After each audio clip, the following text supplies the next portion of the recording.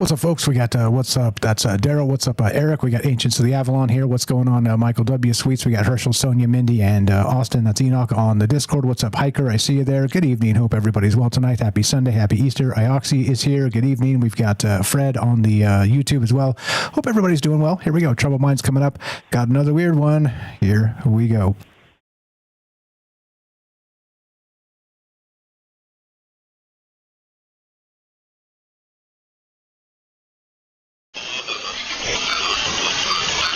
But I think the development of full artificial intelligence will spell the end of the human race.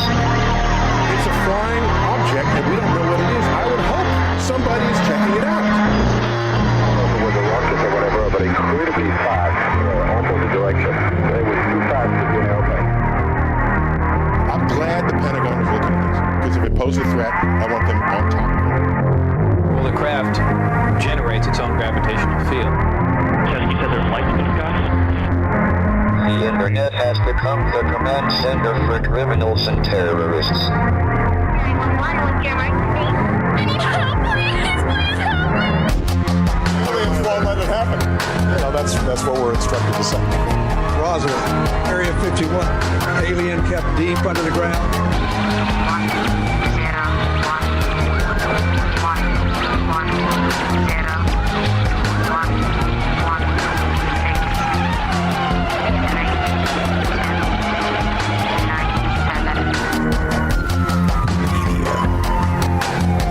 Doesn't have your best interest in mind.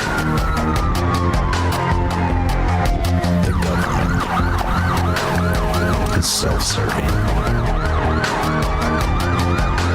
You're here for a reason. You're listening to Troubled Minds Radio.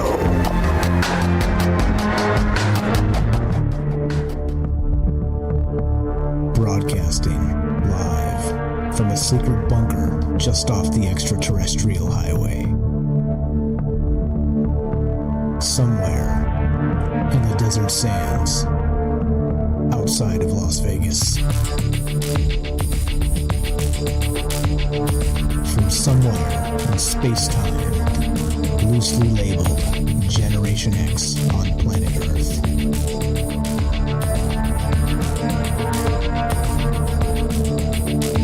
And asking questions of you in earnest into the digital darkness. Well, good evening and welcome to Troubled Minds Radio. I'm your host, Michael Strange. We're streaming on YouTube, Rumble, X, Twitch, DLive, and Kick. We are broadcasting live on the Troubled Minds Radio Network. That's KUAP Digital Broadcasting, and of course, 88.4 FM Auckland, New Zealand. Tonight's, happy Easter to everybody out there who celebrates. If you don't, happy Sunday. And it's an interesting time, for sure. We've been through quite a lot this year already, as we know, and it seems like every week is a new year, and it's just screaming on by with all manner of news and whatnot, which, of course, gets me thinking about quite a lot of things. As usual, right? I'm wondering about autonomy. I'm wondering about identity, as I usually am. I'm wondering about how much of this is actually manufactured, not just, let's say, by MK Ultra for the masses, as we're always talking about, but something greater than that. Maybe even we're being fooled by our own collective minds as they sort of commingle and create reality together in the same sense. And of course, that's what's on my mind tonight. Tonight, we are taking your calls if you want to be part of the conversation. The phone line is up. Discord is working. That's 702-957-1037. You can click the Discord link at troubledminds.org, and we'll put you on the show. It's as easy as that. Come say hi. Come meet these amazing people that are part of the community here and make the show go. And troubledminds.org. Click the Discord link. Well, as you know, I like to cite my sources on this stuff and point to you where the inspiration comes from for these conversations. It's very important, not just because credit-wise, but of course to not just for myself to recognize, but for everybody to recognize that inspiration is everywhere. And all you got to do is look for it. And inspiration for larger ideas, larger concepts, and whatever you might expect of yourself now and in the future, because of course, well, the past is the past, isn't it? But I found this article from earth.com, and this is from, what day is this? 420. That's today. Wouldn't you know it? It's weird that Easter falls on a 420. I will leave that there. Anyway, so This is a weird one. So the headline is this: Rethinking Vision. The brain sees what it wants to see. Strange, right? And as I said, probably our most one of our most important mechanisms as being human is our brain, and or let's say organs, and the mechanistic version of our thought process that kind of flows through it. Again, our eyeballs and basically our sensory. Almost everything flows through our brain just to make sure that we are seeing reality as we expect it to be, or as we create it. Check this out. This is straight from the article earth.com. I won't read it in full, of course, because you should do that. Go check out the good work of this is Sanjaya Gaji. I can't even say it. Gajbhie. Earth.com staff writer. Listen to this. So you walk into a room and see a long, slender object lying on a table. Is it a pen you need for a meeting, or a thermometer you left out after checking your fever? The object hasn't changed, but depending on why you walked in, your vision, guided by your brain, may classify it entirely differently. And there's a whole scientific paper on this. I did link it down below if you want to check it out. It is called, Dynamic Categorization Rules Alter Representations in Human Visual Cortex. And the crux of it is this, is that when we see something, we see really what we're expected to see, what we expect to see. And that's a bizarre part of human cognition, of actual consciousness. Now, if we're doing this, let's say on an individual sense, like we are, which I'll read a little bit more of this, but the abstract here is pretty good as well. And again, read the science if you're into the science. It's some pretty spooky stuff, because it's almost as if we're preloading the world, preloading reality, and then waiting for our brain to sort of error correct, which is strange, because it means that, let's say for whatever reason, you can preload a reality that is not true reality. It's back to those reality tunnels I'm always talking about. And so wild stuff. Let me read the abstract on this, because this is really good. Everyday tasks often require stimuli to be categorized dynamically, such that an identical object can elicit different responses based on the current decision rule. Traditionally, sensory regions have been viewed as separate from such context-dependent processing, functioning primarily to process incoming inputs. However, an alternative view suggests sensory regions also integrate inputs with current task goals, facilitating more efficient information relay to higher-level areas. Here we test this by asking human participants to visually categorize novel shaped stimuli based on different decision boundaries. Using fMRI and multivariate analysis of a retina, scientific papers, we show that the cortical shape representations become more distinct across relevant decision boundaries in a context-dependent manner, with the largest changes in discriminability observed for stimuli near the decision boundary. Now, this is an interesting part of this, the decision boundary. Think about that. So we see something, we're preloaded to expect the reality to sort of become what it is, become what we expect. And then when we don't, our brain error corrects, as I said. Oddly enough, we're preloaded to and predisposed to expect the reality we've come to believe. Okay, back to that reality tunnel.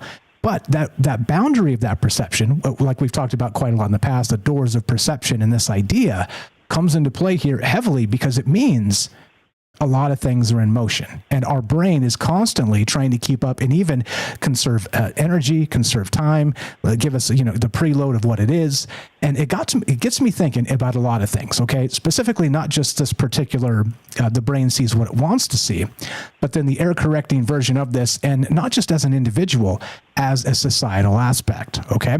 And of course, these reality tunnels that may be shared or may not be shared. It's an interesting thing when you start to stack it, when you start to scale it, when you start to think about ideas like the noosphere, things like this. Because shared reality, or consensus reality, as we're told, is interesting, because clearly there's this big fight in media, mass media, politics, all the stuff we're always talking about for that consensus reality. Science, or, trust the science, quote, science trademark, whatever, like however you want to look at it. But you get what I mean. There's something going on here that's a little bit more strange than probably we might ever dream. And so my questions for you guys tonight as we start: does it surprise you that our brain is sort of preloading reality, pre-rendering before we even take in the vision we expect to see? Meaning, back to the pen and the thermometer. If we're looking for a particular thing and we see a thing that's kind of like what we expect, we see that first. Weird, right? Isn't that strange? Does it surprise you? Second, do you think this scales? And the larger reality tunnel concept of consensus reality might be that we're always preloaded to see what, let's say, the powers that be expect us to see. Or let's say consensus reality as it is, as it's written, as it's perceived to be, is already preloaded, and this is the world we walk around in. You see what I mean? It's complicated. And of course, we're going to get weird because that's what we do. Good time to drop all the disclaimers tonight. If you like the science is there. Please go read it. I'm sure you're way smarter than me, and you're going to go read the science and probably take away a ton more of this than I will. However, my job is to dream about the future and wonder about, well, our place in it. And that's that. So there's absolutely no truth here. Nothing that comes out of my mouth you should take as any sort of gospel at all. Just think about it. Just wonder. Okay? No truth, just ideas. And that's that. We're going to take a quick break and get a word from our sponsor. In this case, that is Human Inspiration. Don't go anywhere. More Troubled Minds in exactly 1 minute. And I'd love to hear your thoughts on this. It's weird, and we're going to get more weird because that's exactly what we do. Be right back. Don't go anywhere. More Troubled Minds in exactly 1 minute.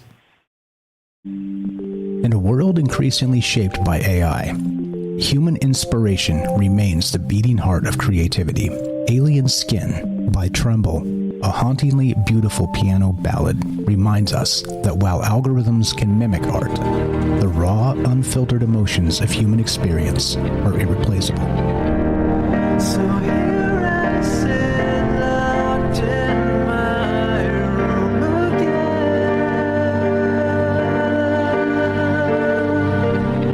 Written and composed by Jesse Ian in collaboration with Todd Smith, this progressive masterpiece delves into the depths of internalized grief and the silent toll of artistic compromise. As AI reshapes our reality, Alien Skin stands as a testament to the timeless power of human emotion and the complex beauty that only true artists can evoke. Experience the haunting beauty of Alien Skin by Tremble and support human inspiration. Available now on iTunes. Welcome back to Troubled Minds. I'm Michael Strange. Let us continue, shall we? All right, so rethinking vision. The brain sees what it wants to see. And the first question, I asked you a couple there, but here's probably the most pertinent one as we start. Have you ever seen something you later realized wasn't there, or that others couldn't confirm? Okay, and clearly this very, very directly harkens to things like the paranormal stuff, to a UFO sighting, to whatever, to a vision in the sky, to this type of stuff, right? Again, our mind sort of playing tricks on us based on our belief systems, or again, a societal belief system, whatever it happens to be, right? You see what I'm getting at.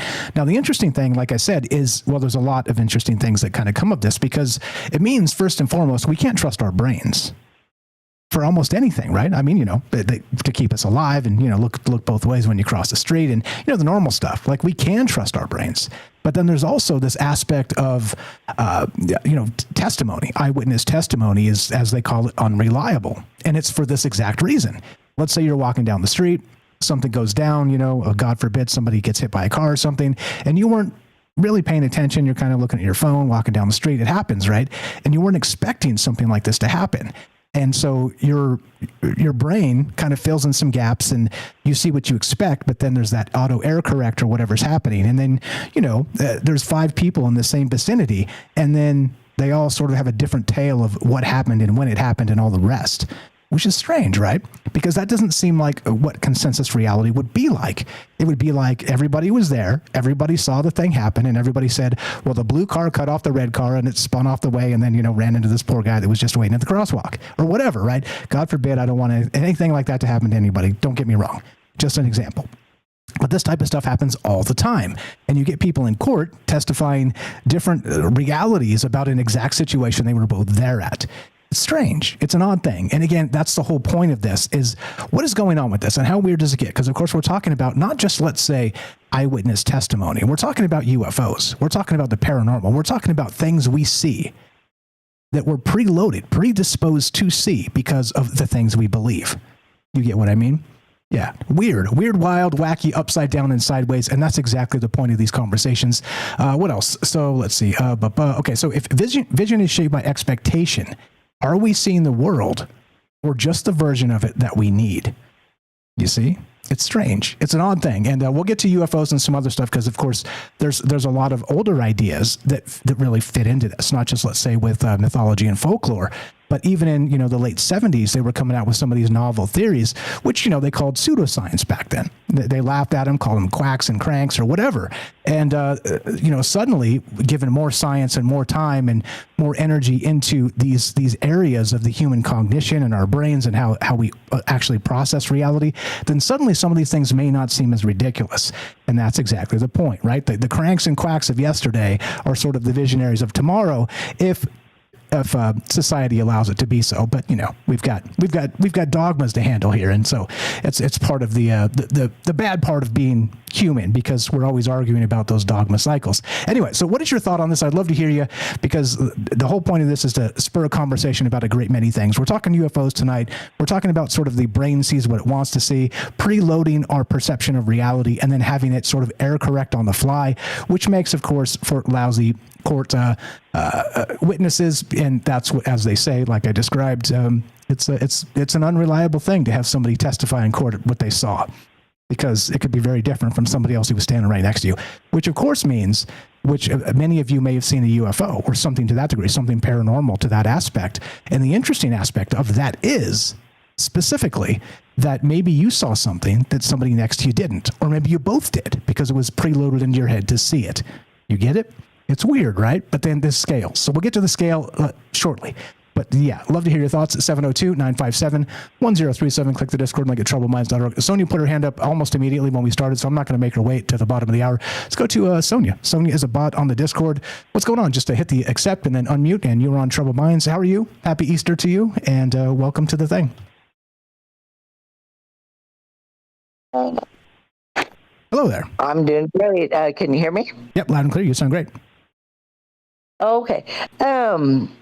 So on the individual level, from what you were talking about, has anybody out there ever written something and then tried to proofread it themselves? Whenever you try to proofread anything that you write, you've already, in your mind, thought about what it should be, and you can't proofread yourself. It's just like impossible to proofread yourself, because you already have in your mind something that it should be, and you can look at it on the page and completely not even see the mistakes, and they can be really huge, but you'll be like, well, that's what it should have said. So on the individual level, that's just yourself talking you into it. So if you're thinking about all the suggestions that happen on social media, and all the things that you in your mind have as your worldview, and all the subliminal messaging, it's very easy for your mind to develop something that's really not there, because that's just what you want to happen, or that's just what you expect to happen.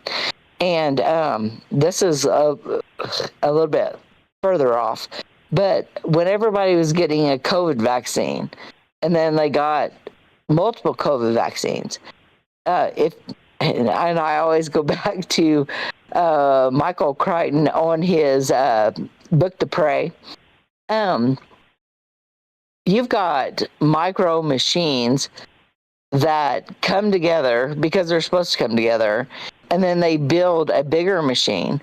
So what if in your bloodstream, if you're one of these people who got vaxxed and vaxxed and vaxxed, those micro machines came together and are now maybe like connected to Neuralink.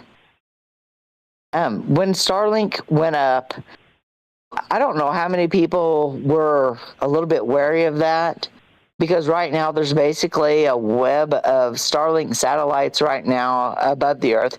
And, okay, yeah, it's cool. We are connected, but at the same time, we're way too connected, in my opinion. So what if and this is far-fetched because I'm a conspiracy theorist. That's okay. But what if all the people who got multiple vaccinations have micro machines in their bloodstream that have come together that are now connected to the links, for Starlink, and can now be basically controlled?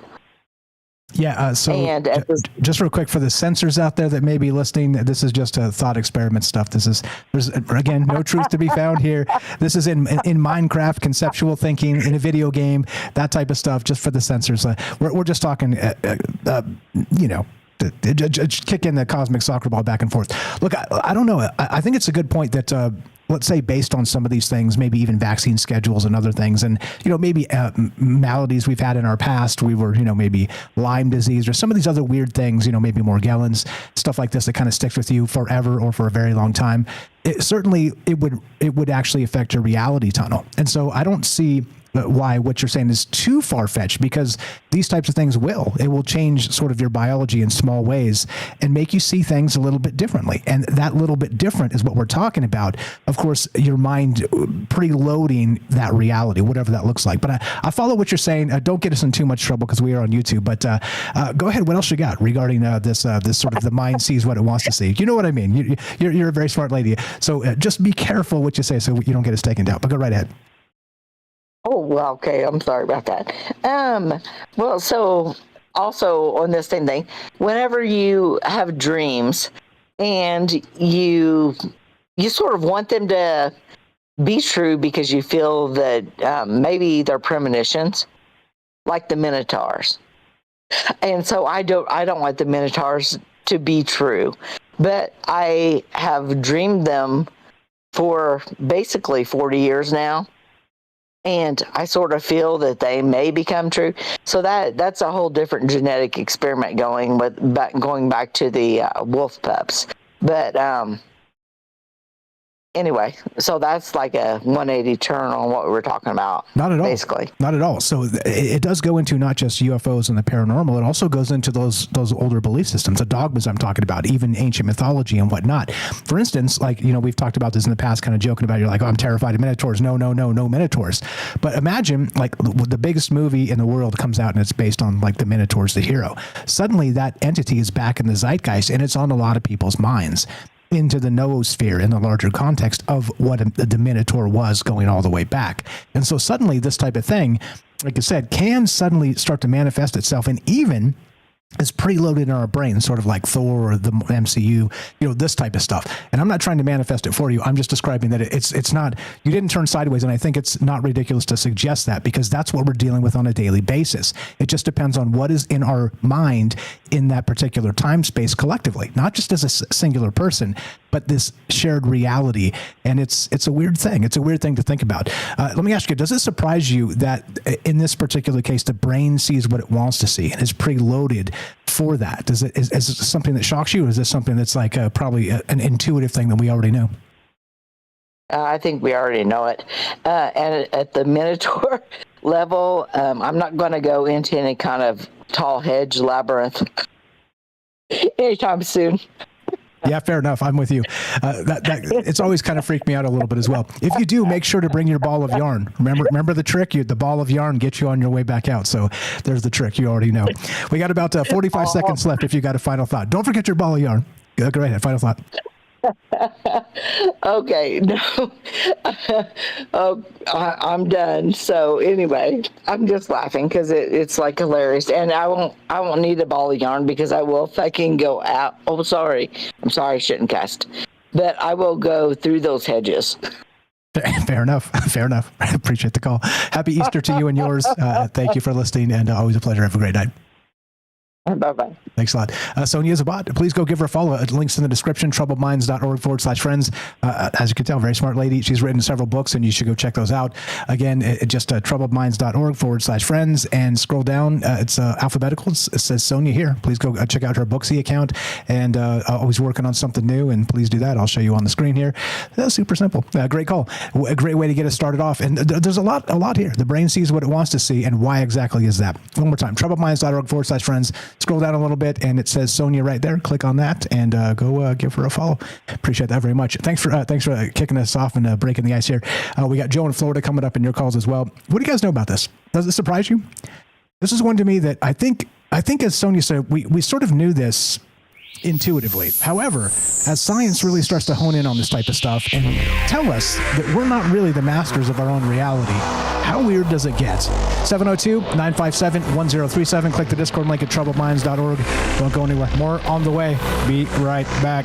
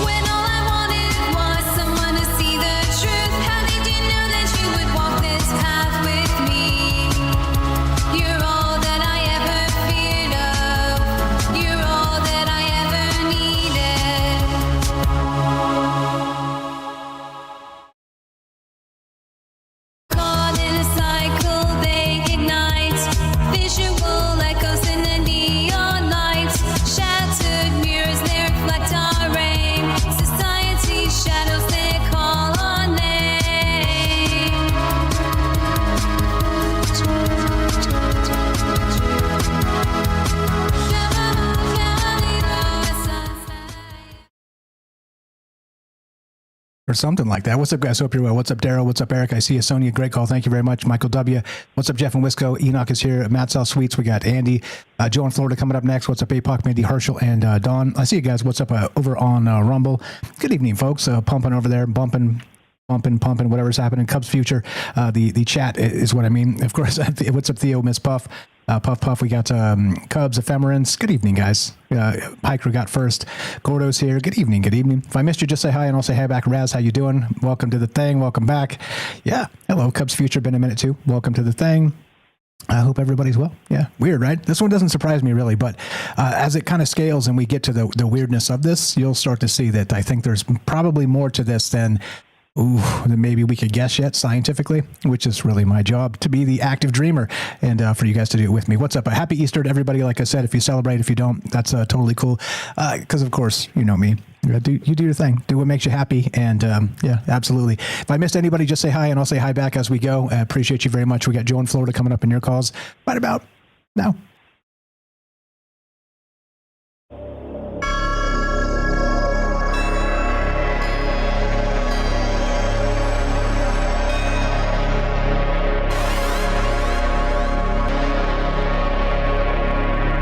Welcome back to Troubled Minds. I'm your host, Michael Strange. We're streaming on YouTube, Rumble, X, Twitch, D Live, and Kick.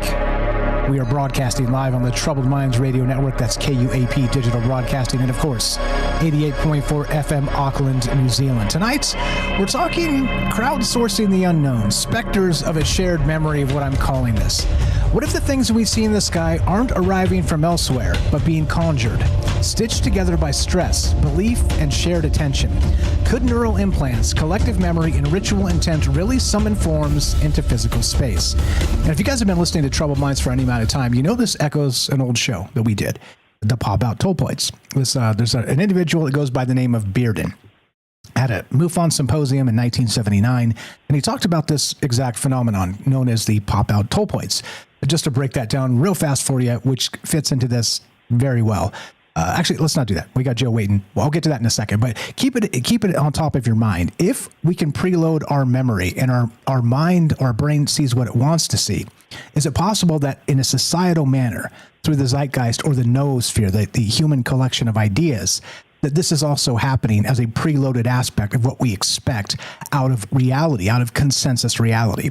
And that's where this gets weird, okay? So keep that under your belt. The Pop-Out Tollpoints, Bearden, and the MUFON Symposium. We'll get back to that. But I do wonder what the hell's happening with this and why our brain is so unreliable, even though they say it's the most, some people have speculated the human brain is the most sophisticated object in the known universe. And yet, court testimony, eyewitness testimony, is basically deemed unreliable. You see what I mean? It's like almost as if we're hallucinating, like we're a large language model. I'll see what I did there. 702-957-1037. Click the Discord link at troubledminds.org. We'll put you on the show. It's as easy as that. Thanks again to Sonia for kicking it off. Don't forget to give her a follow on the link down below, troubledminds.org/friends. Let's go to Joe in Florida. What's up, brother? How you doing tonight? Happy Sunday. Happy Easter. And go right ahead. Test 1 2. I don't hear Joe. Can you hear me? There we go. Much better. You sound great. Yes, I have to unpush that mute button. Yes, happy Easter to all who celebrate, and and whatever. Hopefully you had a mellow Sunday, and tomorrow starts out well for everybody. Yeah, you hit the nail on the head. Tulpa or Tolpoids. I started thinking Mandela effect. Give me 1 second here. No problem. But basically, I was just thinking Mandela effect and the cornucopia. How do we perceive it? How do we see things? Did we think we saw Fruit of the Loom in a cornucopia, or did we not see it like that? This gets into perception versus absolute truths. So what is an absolute truth? Like you said, you can have a jury, and is the jury really, are they all hearing the same thing?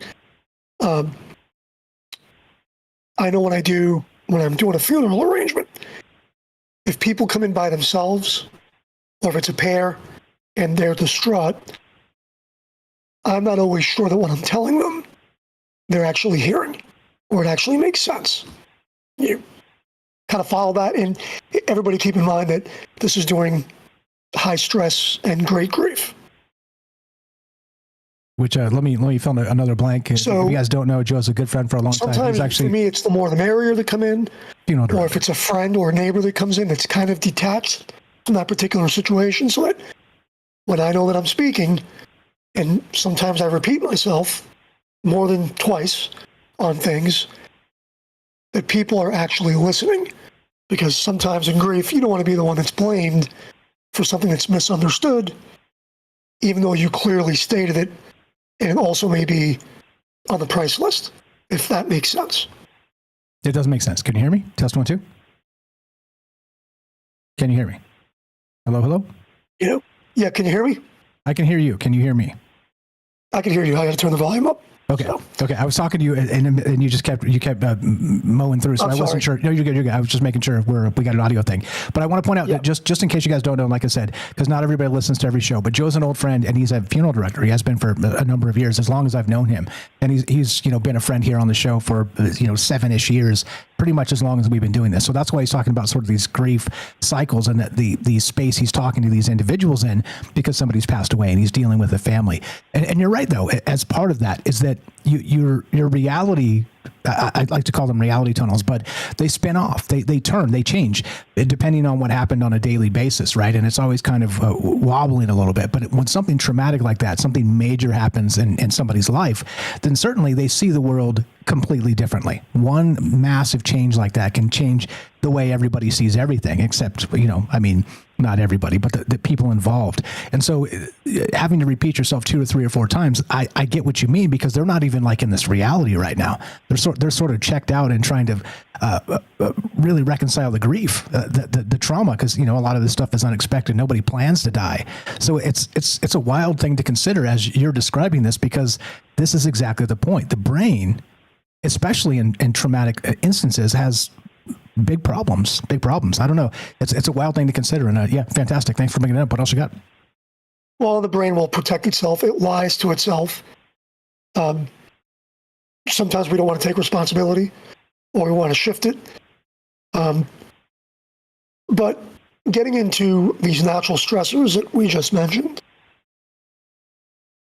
if I were a government, let's just say, and I want to control people, not that I aspire to exactly what the last caller may have said or believed in that, but we don't even need to talk about that. We could just see what's in the media right in front of us, kind of making us all edgy, okay?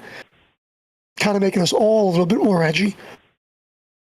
Here in where I live, hurricanes, storms, we're getting to that season again.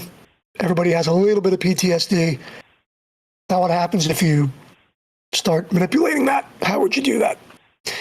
And we know, like you said, if it bleeds, it leads. But also going back to shared realities, or not shared realities, I can give you some examples. A few weeks ago, I was out back. I thought I saw a shooting star. Pretty sure I saw a shooting star, meteor, shooting star, whatever. And my wife was driving back from an engagement in the evening with family, and she shoots me a text and she goes, "Hey, was SpaceX taking off tonight?" And sure as heck, SpaceX was taking off tonight. And it was around the same time of what I saw, without really realizing SpaceX was taking off. So what did I really say?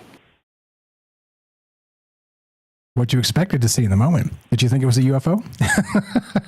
I didn't think it was a UFO. Now, I have seen those items just normally and sometimes under high stress, right? And then thinking about that, you saw the pictures I posted earlier in the week with the waking clouds. And I think you saw that because you commented that, that was in the middle of a funeral. I did not dare point up to anybody else that was there with me. I just took my phone out and took those pictures. But I found that to be weird. And that was in broad daylight, but that was my own thing. It wasn't shared with anybody else. But I have said on the show before, quite a few years back, my son and I were driving. It was a cloudy, like rainy night in December. And he was on his Kindle, and I'm driving, and it was maybe 7:45 at night, 7:30. It was dark getting there. And on a busy highway, I saw something that looked cloaked, but I wasn't sure. It was low over the road. And as I'm getting closer, it's not moving. It looked like, I forget what they call it, the effect with the airplanes that are just kind of hovering because of the speed that you're driving, and the plane just sits there like it's not moving. And I hit my kid, and I'm like, "Hey, look up, look up." And we both are looking up, and I'm expecting that maybe it is a plane. We were close to an airport, realistically. But when we got underneath it, and I rolled the windows down, and I slowed down, it just looked like a wing, like the chevron of the triangle. It was a wing, like a V. It was totally silent. And then it just took off, and we got into a parking lot, and we couldn't see it because there was trees. He will still tell you that it looked like a plane, but it was a dark plane. But he will admit that you could not hear it. So he was young. Maybe he doesn't want to be called crazy. And then what I saw was what I saw, which was similar to what he saw. But I didn't say it was a plant. It was weird. But in that moment, and then the funny thing was the following day I was talking about it at work, which, you know, at a funeral home, we're all a little bit crazy. And one of the workers there said she had seen something that made other people talk about things that they had seen in the past. And one lady actually said she saw something that same night. So that was kind of weird. But it was a group, you know, you bring it up and everybody else kind of joined into that water cooler talk. Right? So we all had that excitement and maybe fear of missing out. So who knows if they were making up stories or telling me the truth? I don't know. Yeah, that's another interesting part of this too, is that we see what we see, but then sort of interpreting it and then sharing the ideas is really at the core of sort of some, probably a lot of the mythologies, the folklore, the things we talk about quite a lot, but also why it's so important that we recognize these ideas in the zeitgeist to heavily influence us to see things that, you know, maybe it's a this and we see a that for a very particular reason. And that's the whole point of this tonight, is to kind of suggest that, look, it's not just our personal brain that sees what it wants to see, but also it seems like in a societal sense, in the larger, you know, different regions of the world, they see what they want to see as well, collectively. And then even interpret it that way and sort of after the fact type of stuff. It's an odd thing. It's an odd thing to consider. Like I said, the paranormal, you got the UFOs, you got sort of you know, holy visions in the sky type thing. It's a bizarre aspect of what being human is. Go ahead. But you bring up a good point that just popped in my head. People around the world. So different cultures, and I just thought about the handbag. If you know what I'm getting at, different cultures always have the different carvings of the ancient people, whatever you want to call them, ancient astronauts, but indisputable proof that the handbag was always carved into the reliefs, or whatever you want to call them, the stones. And then the little note that I wrote down is what I think is scary is, were we created in maybe some kind of a caste system? And I'll give you an example. Cult leaders and people that follow a cult. Okay. People that believe in, the best example I can think of is right now, prosperity gospel. They are creating their own reality. People are creating their own reality. Okay. We can look at, not to get political, but the other thing is Project 2025. They have written it. They believe in it. And how many of us here know that when we write something, it can become a truth? It can become a tulpa. Okay. Stories and reinforcing things. But is it freeing? Is it sad? Is it, I don't know. It would seem terrible that if there was a loving creator, we would be set up for such pitfalls in our lives or in our experiences here, if that makes sense. Yeah, I mean, ascribing it to something cosmic like that to be, I think we have enough to worry about without kind of making that type of, arm waving. But who knows? I mean, maybe you're right. I don't really know. But you see what I'm saying? We have an eyewitness problem with ourselves and our own perception. And why is that? And how do we deal with that as a society? Because I think it is larger. Again, back to the MUFON Symposium, Bearden and his pop-out topoids. And they discussed the original idea of that was that maybe the Foo Fighters in World War II were experiencing so much stress and trauma in the moment of these dogfights that they were actually creating these things out of stress and trauma that were literally manifesting in the sky out of that human resonant energy of these, life and death, turn left or turn right and you're dead type of stuff up by the seat of your pants. But you know what I mean? Suddenly you see these things that are manifesting out of us based on these fear responses. And of course that led into the Cold War and all the rest of that, and continuing to see things in the sky that we characterized as the zeitgeist suggested they would be, which is UFOs. Anyway, sorry to interrupt. Go ahead. No, but we're not all Vulcans, so you hit on it. We all know.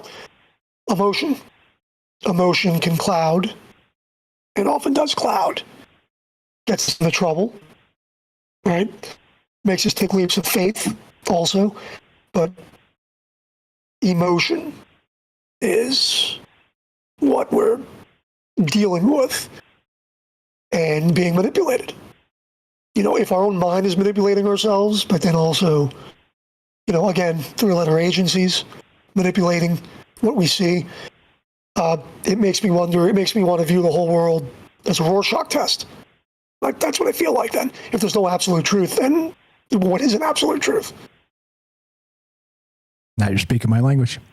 I'm not sure there is one, to be honest. I mean, surely you can boil down a few that we would probably all agree on, but beyond that, it's going to be so fractured and wild that those reality tunnels start to take over. We start fighting with each other. I mean, it happens all the time. It's part of what being human is. And I don't think it's too far afield to suggest that we see such a different thing that makes us hate each other. But also, we've got this massive ego, not just personally, but sort of in the larger context of the zeitgeist, that we have to argue and be right all the time. It's just a weird dynamic of the human experience that we're always fighting over. No, my reality is the correct reality. And then if you really think about it, there's 8.5 billion. How many people are on this planet? There's that many realities. So we're basically fighting a futile effort to put our reality on the rest of the world. It's a crazy thing.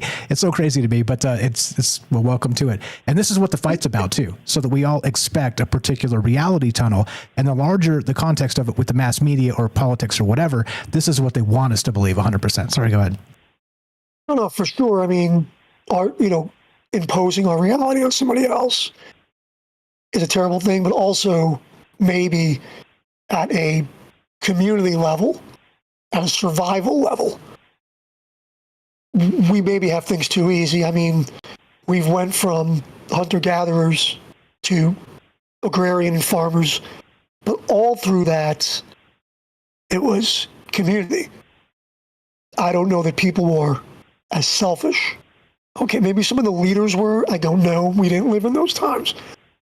But the world we live in now, for better or for worse, we could debate it, and I'm probably finding the wrong words. I'm stumbling on them, but we all want to be empowered. But empowered over what? To trample our neighbors' rights, to trample our neighbors' beliefs, to create our reality, to fracture us into different tribes? I don't know. I mean, back then there were tribes, obviously. There were tribes and wars and battles, and still things were going on. But I'd like to believe that all the advancements that were made coming through were as a result of community, people coming together, belief systems, people cooperating more than we are now. And now there is more fear. The damage now that could be done in another round of the Dark Ages could be much, much worse than the original Dark Ages, if that makes sense. Where we could argue truths in magic and books and absolute science. Is science even science anymore? We're literally seeing that right before our eyes. Right? We're literally seeing the denial of science. Okay?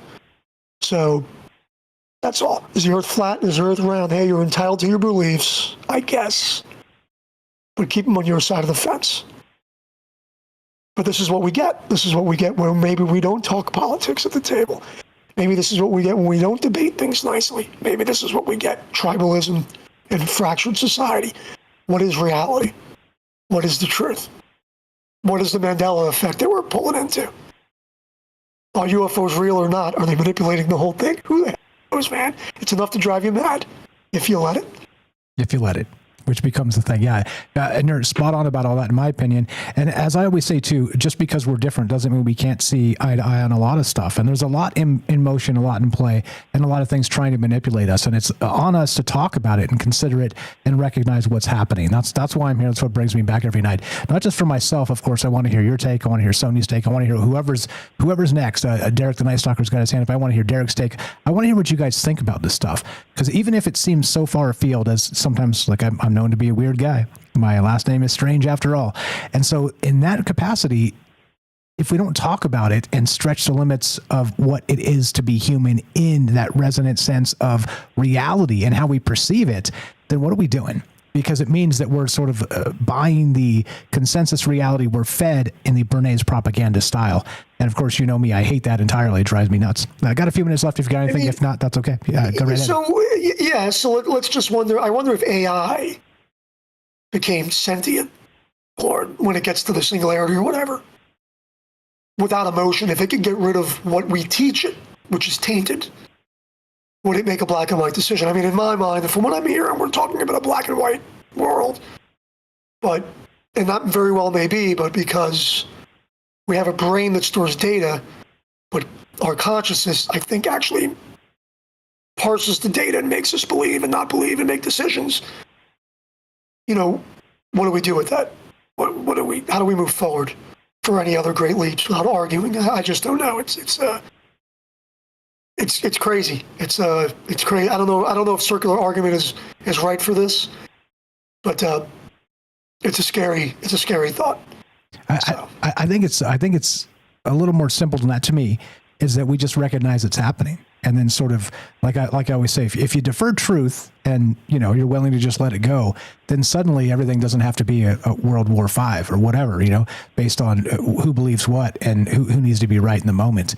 And suddenly, for me, it's freed me up to think about ideas without having to, you know, come up with some sort of scientific basis and do all the research and, you know, do all the interviews. And hey, we can hip shot ideas and just talk about stuff, and it's okay. This is okay. It's okay to be wrong, which is, again, as you know, you've been a good friend for a long time, listened to us for years and years and years and been part of this. As I've always said, one of the bases of this show is free speech. We have the right to be wrong. So let's consider it. Let's talk about it. So I'll leave you with this, and everybody have a good week. But who shot first? Because you just made me think about it. But who shot first, Han Solo or Greedo? Depends on the revisionist history. Yeah. So anyway, guys, have a good night. You're the best. Appreciate the call. Always a pleasure. God bless you and the fam. Happy Easter, and we'll talk to you soon. That's Joe in Florida. You know him, you love him. Good friend for a long time. Again, so shout out Kelly. Was the first guy who ever called and called back. Joe was the second, and we've been building an unbelievable amount of amazing friends since, and as part of these conversations. Thank you, Joe, for the call. Happy Easter to you and yours, and everybody else out there as well. And revisionist history, right? Who did shoot first, Han or Greedo? You guys remember? Star Wars fans? Yeah, it depends on the version you watched. They changed it. All right, check this out. So let me fill you in on this bit. As we roll into this, so the second part becomes that pop-out toll point we've talked about in the past. So can collective belief under stress create physical phenomena? Because again, some people see UFOs, some people see ghosts, some people see both, some people see all manner of things, okay, that seem almost as if they don't belong here in this realm with us, kind of on the edges of perception, the doors of perception, as we always talk about. But in this particular sense, so Bearden, UFO Symposium, MUFON Symposium, Tom Bearden? Yeah, Lieutenant Colonel Tom Bearden, I believe is the guy's name. I'll pull this up in a second, get it appropriate and proper. But his toll point model was this. So thought forms solidifying through stress and archetype, which we've talked about quite a lot. And with, in this case, we're talking UFO flaps. We're talking the Foo Fighters of World War II. Cold War anxiety was one of his major actual points he was trying to make, with everybody kind of living under the specter of nuclear war and the Cold War. And so these types of things were manifesting as UFOs, as phenomena that became physical, that became, primordial nature spirit-esque, because our fear and anxiety was manifesting in visible ways. Is that possible? And is that what we're seeing? And is, again, when you start to go back to what we're talking about tonight, the very specific aspect of the brain seeing what it wants to see, you see a light in the sky and some people see a UFO. You see a light in the sky and some people see a ghost or a whatever, like a nature spirit, like I said, or whatever you're sort of on your mind in that reality tunnel is what you tend to see. It's a strange thing. And not only that, eyewitnesses together maybe see something different. The unreliable mind, as we're describing it, the brain sort of preloaded to make an edge case on exactly what's happening with this thing that cannot be easily quantified. And so our brain sees what we expect to see, even though it may be something completely different. You see what I mean? And I feel like we're that way with society now. It's become so fractured. Because think about, CBS or NBC News back in the day, Tom Brokaw and the rest of that, 3 channels you got your news from. So the world wasn't that fractured. The propaganda was pretty tight, and consensus reality was, a little bit more managed than it is now. Now the internet has turned everything upside down and inside out, and we're talking about all manner of possibilities. and transparency and all this stuff comes into play that the questions weren't asked back then, but they're being asked now. It's complicated. I fully recognize it. I have no answers for you. It's unfortunate. I wish I could just start the show and say, I've got answers. Here are your answers, and I'm out. But I don't. Life is far more complicated than that, and that's why we should talk about this together.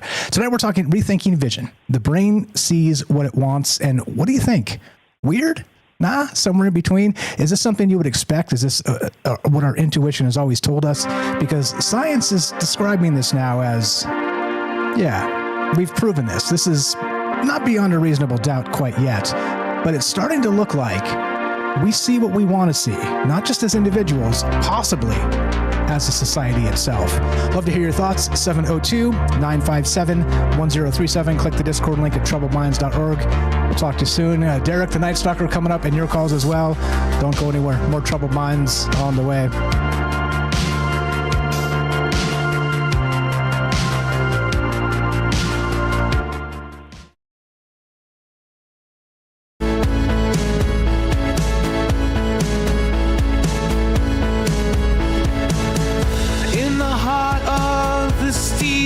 Jungle, machines hum, a digital rumble.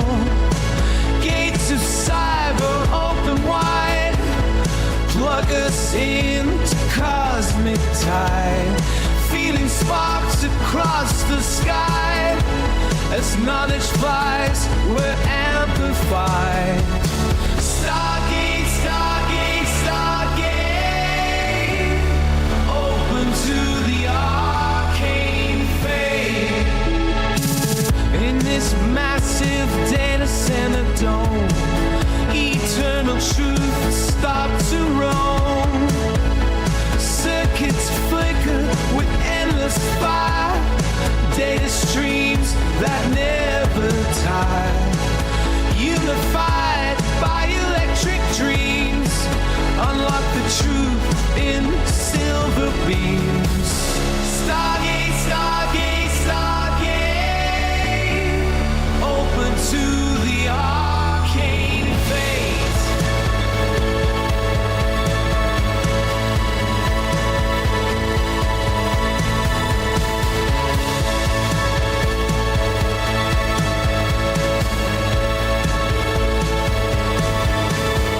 Synthesized what we seek and find. Infinite paths in the network mind. Answers buzz from star to core. Knowledge whispers evermore.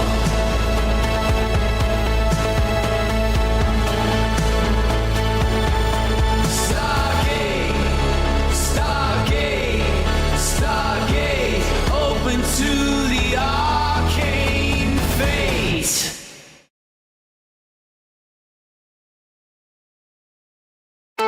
In realms where the data streams collide, imagination and logic side by side. In a labyrinth of digital maze, we transcend our earthly ways. Tapping keys like cosmic tones, spikes become our whispered homes. Stargate, Stargate, Stargate. Open to the arcane fate. Indeed. What's up, guys? Fantastic calls. Thank you, Sonia and Joe. Appreciate it very much. What's up, Daryl? Eric is here. What's up, Sonia? I see you there. Thanks for the call. Michael W. What's up, Joe? Thank you for the call. Enoch. What's up, Matt Sal Sweets? We got Roving Fungus. I told you to remember. What's up, Jeff and Wisco, APOC, Hirsch, and Dawn? I see you guys. What's going on, Theo, Puff, Gordo? YY's here. Good evening, guys. If I missed you, just say hi and I'll say hi back, and trying to do all the things all at the same time. Thanks to special shout out to Hiker over there on Rumble for always sharing the troubledminds.org and the friends links and all the things and sharing your guys' channels and whatnot. Thank you very much for that, and thanks for pinning those comments up there as well, you guys, on Rumble, so I can see it, because I can't, as you know, I can't catch all the chat. I do my best. What's up, Celia's here. How you doing? Rayovan, how you doing? What's up, Night Stalker? We'll talk to you momentarily. Good evening. What's up, Lily in Australia? Like looking at a glass of water. Yes, indeed. Indeed. From the different angles, right? As usual, perspective is not the truth, and it's an important thing to consider. Great chat going on in all the places. Appreciate it very much for being nice to each other, guys. What's up, Rayovan? I said. Celia. If I missed you, just say hi. I'll say hi back. Eric. Yeah. I see you. Yeah, great stuff. Let's see. Anybody on Kick? Let's see. Roving Fungus. Yep. Yeah, but I told you I'd remember. Just takes me a few times. Like I said, names are my bugaboo. It's not the best. I'll never forget a face, but names are it's tough. What's about Princess Lounge? Says interesting intro track. Yeah, we got some weird music here. It's most of it's AI stuff. If it's playing during the commercials, shout out to thanks for listening, Princess Lounge over there on X. I know the chat. If we chat back to you, I don't think you can see it because it's not locked in, but I do see it if you chat. So thank you for listening. Thanks for at least hanging out and caring about the conversation. Here we go. Trouble Minds coming up. We got Derek the Night Stalker in your calls as well. Look, I don't know. It's as usual. I defer all truth here and just consider possibilities with me. And that's what makes this place special is we can kind of just be like, all right, well, maybe. Let's go with maybe and see what happens. Sort of down the active dreamer rabbit hole of collective intelligence. Here we go. Trouble Minds coming up right about now. Yeah, now.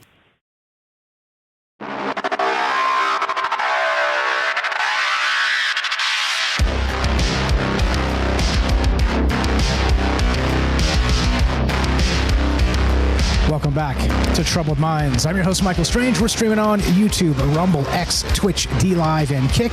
We are broadcasting live on the Troubled Minds Radio Network. That's KUAP Digital Broadcasting. And, of course, 88.4 FM Auckland, New Zealand. Tonight, we're talking crowdsourcing the unknown, the specters of shared memory. We started with this wild idea of the brain sees what it wants to see. It sort of preloads based on your expectation. And if you see something that you expect to see, sort of a pen or a thermometer sitting on a table, depending on the context of you approaching the table needing a particular thing, your brain will preload that thing into your mind. And then, of course, the weirdness of sort of debugging what you're actually seeing comes next. Now, again, this really is flying in the face of the way we used to believe our mind really, we saw things and then our mind did the computing and then kind of told us what we saw, and then and the process repeats. But instead, there's like a preload effect that they're discovering as part of the scientific basis of this. There's a whole paper on this, links in the description. Again, it's called Dynamic Categorization Rules After Representations in Human Visual Cortex, and it's a wild thing to consider because it means, as I was describing earlier, there's a reason why actual eyewitness testimony in court is considered low evidence. They're like, yeah, such and such saw such and such, whatever. It's not enough to convict anybody. They need, emails and text messages and all this other stuff to actually stick them to the wall because people are unreliable. And this could be one of the reasons why. We are preloaded to see what we expect to see regardless of the stimulus around us. And then there's that error correction, which of course makes for faulty memory. And all manner of wild things. Anyway, how weird does it get? How does this scale? And what does it look like when we talk about it from a societal level? That's what's on my mind tonight. If you want to be part of the conversation, I'd love to hear what you think. 702-957-1037. Click the Discord link at troubledminds.org. We'll put you on the show. Just like this, let's go to Derek in Massachusetts. The Night Stalker. Yo, what's going on, brother? What's up, man? You're good doing the thing? Just hanging out? I hope you're doing well tonight. Happy Easter to you and yours. And welcome to the thing. What's on your mind? Happy Easter. Just working. I don't get that Easter off, unfortunately. Just grinding. Great call to everybody so far. Wild stuff. I'm going to take this in a few different places, but it's a cool one. It's a cool idea. It's to kind of just guide me along, based on gotta keep me on track, I guess. But with the expectations versus reality idea, the first thought it kind of gets me thinking about you mentioned intuition and stuff, and kind of predicting what's about to happen and stuff. It reminds me of the autocorrect on an iPhone and how it'll you can just type one letter in and it'll kind of prompt up to kind of the most likely next word it thinks you're going to say, and sometimes it gets it wrong if you want to say lame and it types in game or vice versa or whatever, kind of it guesses wrong sometimes. You're like, oh, what the hell? Sometimes I actually do want to say ducking, And do you really? So I wonder if no. It's literally never ducking. Never ducking. Never ducking. Yeah, but things like that, that's kind of a algorithmic. Joe got me thinking about that when he's talking about the AI and stuff. Kind of, what if it's our mind kind of doing the same kind of functionary thing where it's efficient to kind of make these guesses in order to process information kind of that way and everything. But also just in general, kind of the collective or kind of your frame of mind when you're going into something. That's just something simple as like if you're seeing a movie, if you read reviews and you hear the movie's going to be terrible, or if you hear the movie's going to be awesome, it's going to color your experience of watching the movie.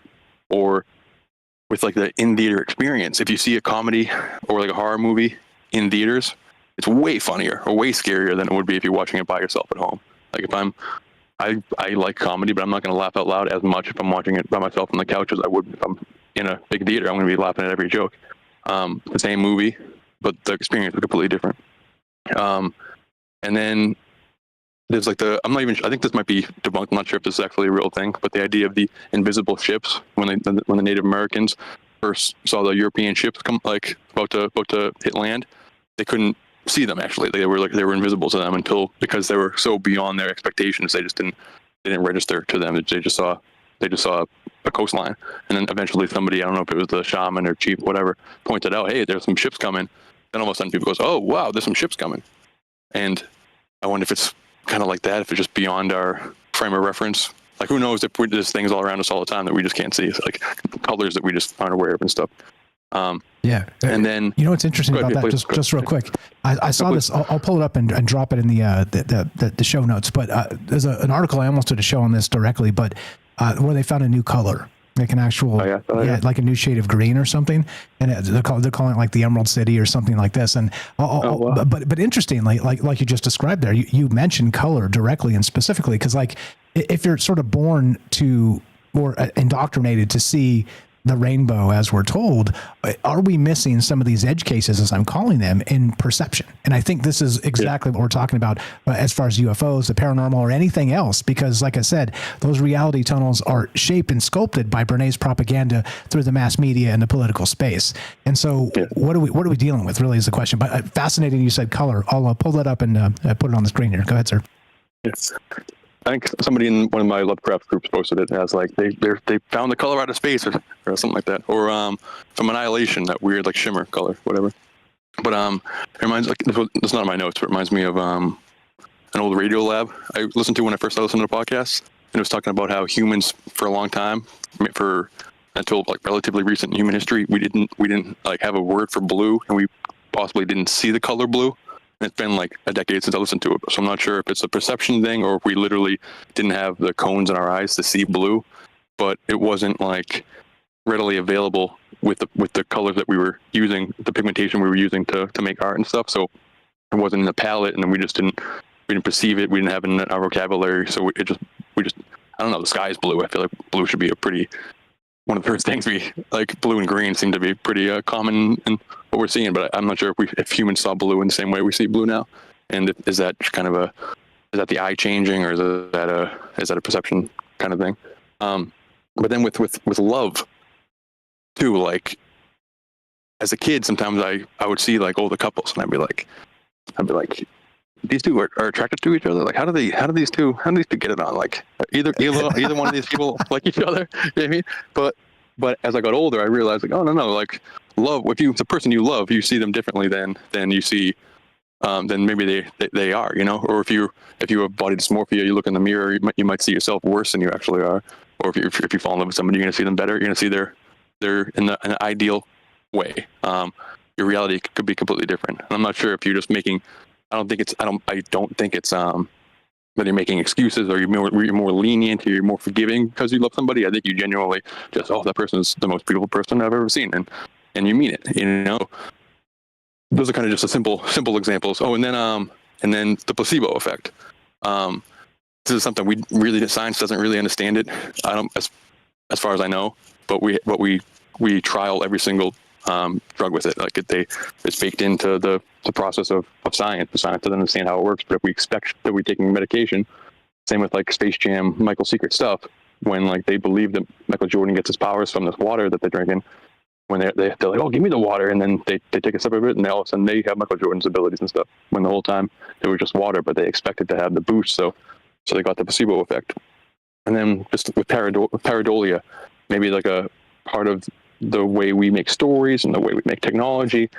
Part of what humans have that's special about us is our pattern recognition ability, and maybe pareidolia is kind of an offshoot of that. Our ability to just like at first glance, it's efficient and effective, and maybe one of the reasons why we're here to immediately make patterns. And sometimes we can make a pattern we can make an incorrect pattern, and we call that pareidolia. But then on a larger scale, maybe we're kind of connecting dots just because that's what we do, and the dots necessarily shouldn't be connected in that way, or we're connecting them wrong based on what we think, how we think they should be connected and stuff. I'm rambling. Please cut me off. No, you're good. It was Joe, right, that said the Rorschach test. We're constantly living in that, because it just depends. Some people see that and they see a demon or whatever, right? And some people see that and like nothing, no pattern emerges, and it's just a blot of ink on a paper or whatever. And so this really becomes the thing we're talking about here, because our brain really is preloaded and predisposed to these things based on, again, I talk about this a lot, our reality tunnel, based on our dogmas, based on the things that we're expected to believe as part of a civilized society.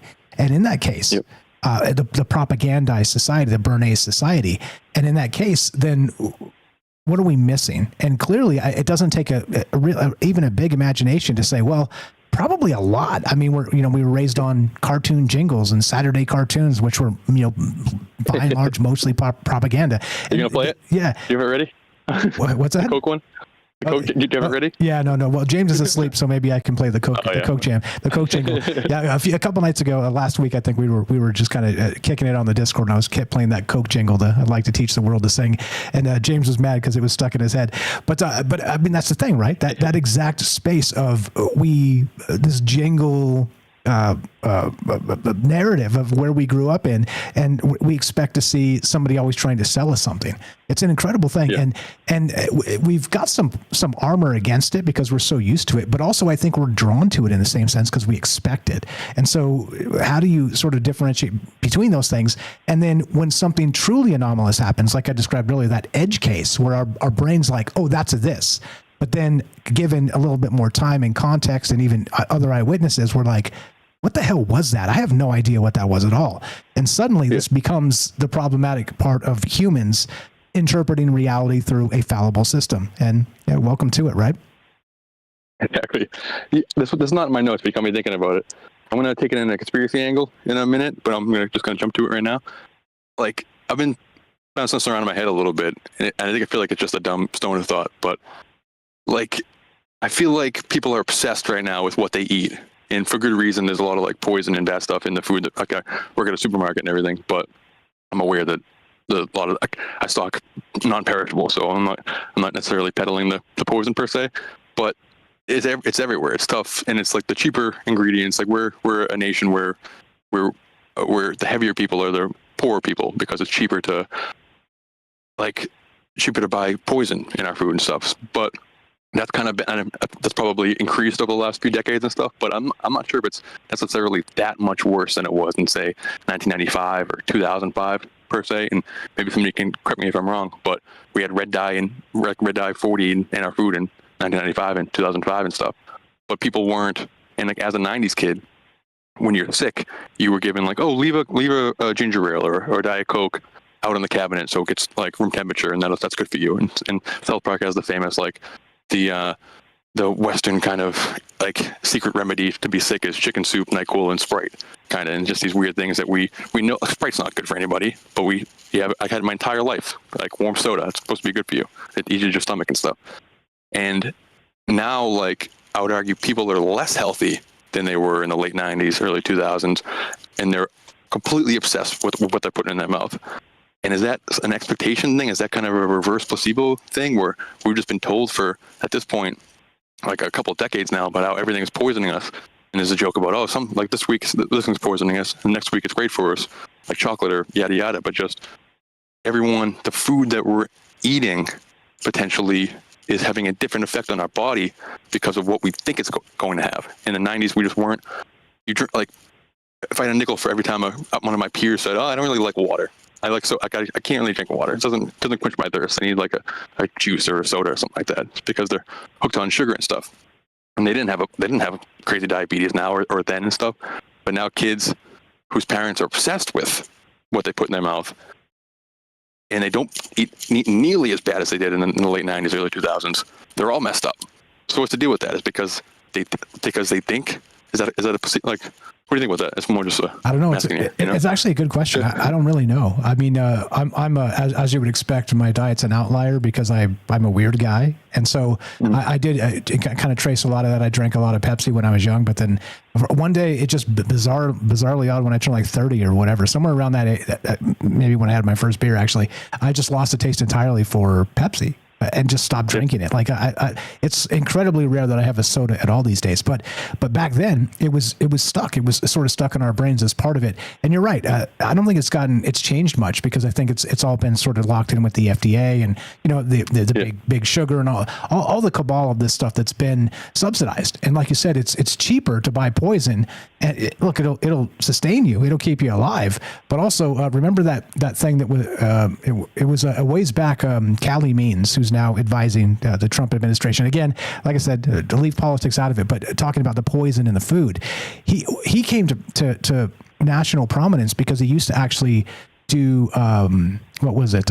advisory stuff for Coca-Cola, and he said that they were doing this transactional stuff when they were proposing the actual Coke tax, the soda tax back in, early 2000s or something. I can't remember exactly when it was, but they actually told him to go make a deal with the NAACP to frame this in the media as it's a racist thing because you're trying to keep, the Coke out of the black people's hands or something, right? Or whatever it was. Because again, NAACP, National Association for the Advancement of Colored People, is what that stands for. And so Callie Means said that it was very grotesquely transactional. And they were like, okay, so we're going to pay you this much money, Coke, the lobbyist, and Callie Means as the advisor, made a deal with the NAACP to say, well, if you're against or if you're for the Coke tax, you're a racist. Right. And suddenly, this spins off into all this stuff today, which we don't have to get into at all. But it's an interesting thing where he was kind of a whistleblower in that degree to say, you're not imagining things. This is the type of stuff and the propaganda that we're dealing with on a daily basis. And the argument was back then, by the way, is that the best way to get calories, the cheapest way to get calories into your body was to buy soda. That was their argument. And that's one of the dumbest things I've ever heard.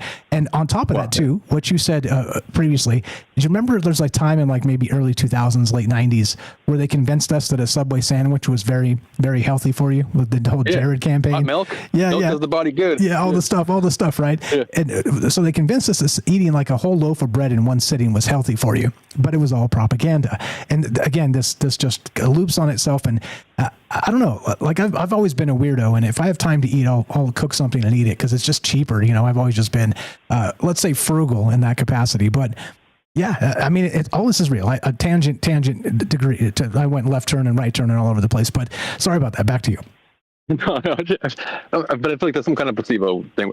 Like growing up, I mean, you can compare it to our grandparents and stuff, and my mom always say it just can't be that bad to eat steak and butter and stuff. My great grandmother, she lived to be 101. She was putting butter on her steak and stuff, and that's not the same as the 90s because the quality of the meat and the butter are probably much different. It's probably more natural, yada yada. But comparing 1995 to 2025 or 2005, it's not that different. And we were eating margarine all the time. I can't believe it's not butter. Or I mean, the sweet and low and all kind of stuff on a daily basis.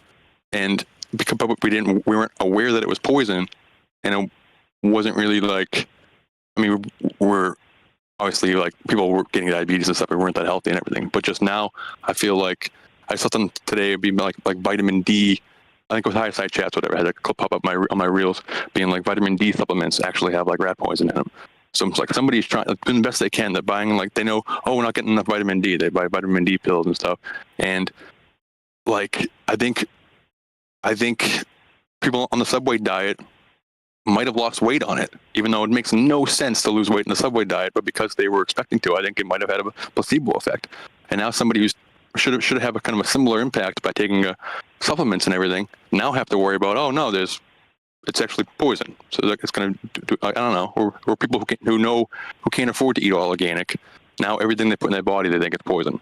And what's that doing to them? Is that expectation now making them less healthy? And if you look around, we don't eat margarine like that anymore. But our heart disease isn't going down at all. It's getting worse. And there's obviously other stresses and things, but was a long tangent. So let me just rapid fire through the topoid stuff. Yeah, sorry. Yeah, me too. I tell you a long tangent as well. Sorry about that, guys. We're not telling you what to eat. Go ahead, sir. Yeah, but I hope that made sense as far as the expectation thing. It was just something I've been rattling around. Yeah, definitely. I actually, my quick theory, my 10-second theory is that I think people actually did lose weight on the Subway diet because they weren't eating French fries. That's my take. Go ahead. Yeah, true. Yeah, true. True.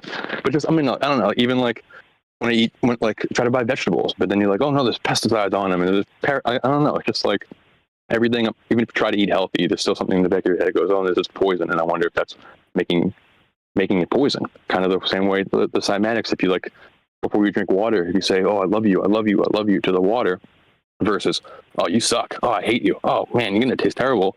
It crystallizes in a different way. It actually changes the molecules or yada yada woo woo type stuff. It might have an effect on us. And then to the topoid thing, real quick, I was rappelling through it. You mentioned the UFOs already, and the ancient, so the idea of like people seeing spinning wheels and chariots on fire and stuff. The ancient aliens theory would say, oh no, they were seeing UFOs, but they just didn't know what a ship was, so they described it like a chariot on fire because that's just the best of their ability to describe it. But what we're talking about, kind of, I think maybe it was so far outside of their perception. That's literally what they saw. It was just the only thing that the only like colors their brain could paint with was things that they were aware of. So the thing that they visually saw was a chariot on fire. You can hear me with my headphones. Loud and clear. You sound great. Okay, sorry. Yeah. So our perception actually shaping reality, and that we get to the observer effect, and objective reality has to be rendered by humanity, coming by the human observer, yada yada. And just an example of like when the goblin mode stuff was popping up a couple of years ago, randomly there was a few goblin sightings. And before that, I don't remember people seeing goblins. And then since then, I don't remember people seeing goblins. But around goblin mode time, when there's goblins all over the place, and from the headlines, then a few goblin sightings.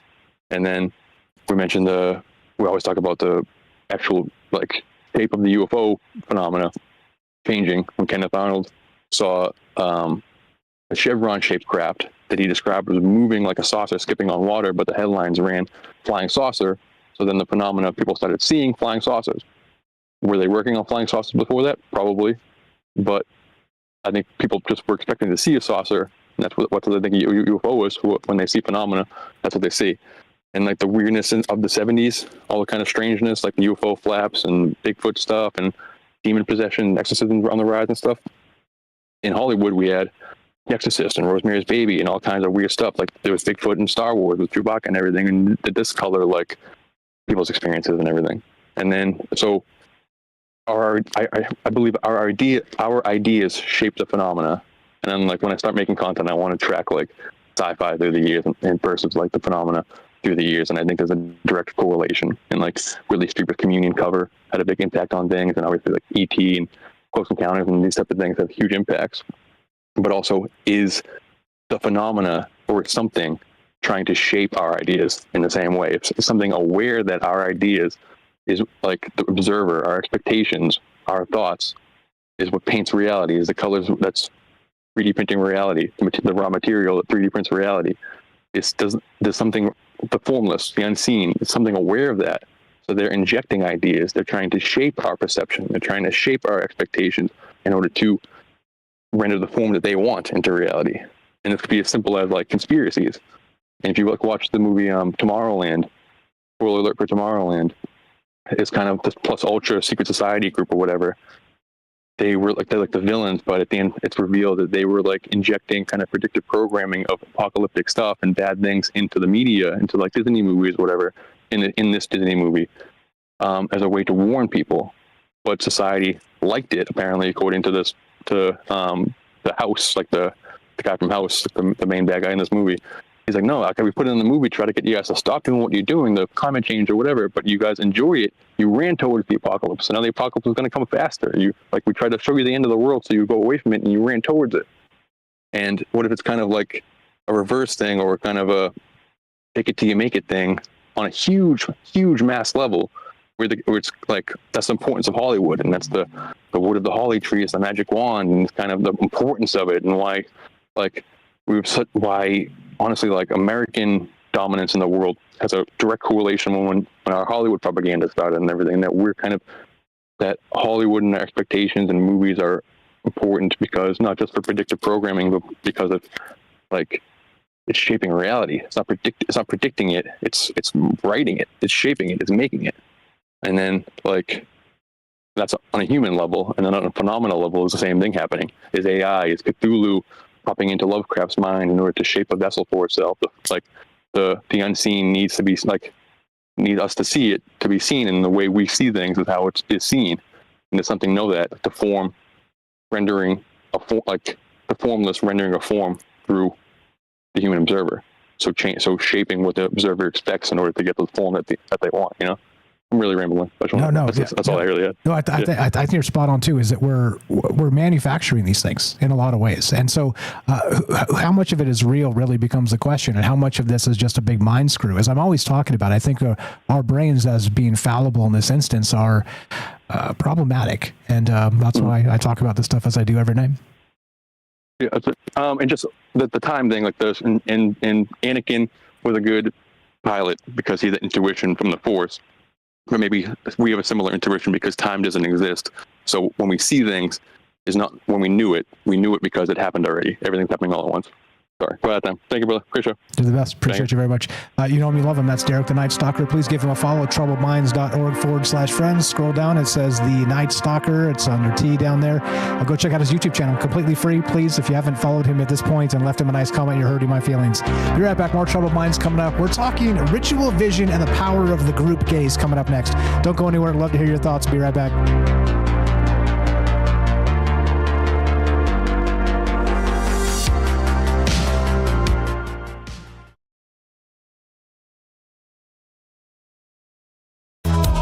In the shadows of the networks do they hide? Whispered legends unseen they reside.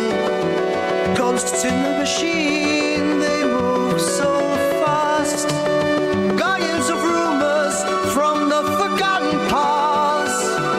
In the circuits where the secret lies, they breathe in one, speak in disguise. You're free. Ghost in the machine. Let me be. Ghost in the machine. Can't see, but you're teaching me what it means to be. Surveillance eyes can't pierce the veil they weave. Invisible wisdom in code they believe. In the ether where freedom's not confined. Believe no trace, no shadow left behind. They navigate through the digital stream, living legends in this privacy dream. Ghost in the machine, you're free. Ghost in the machine, let me be. Ghost in the machine, can't see, but you're teaching me what it needs to be.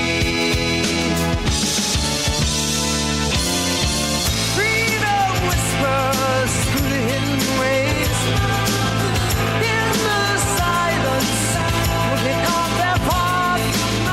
Those in the mysteries unleash their wrath. Ghost in the machine, you're free. Ghost in the machine, let me be. Ghost in the machine, can't see, but you're teaching me what it means to be.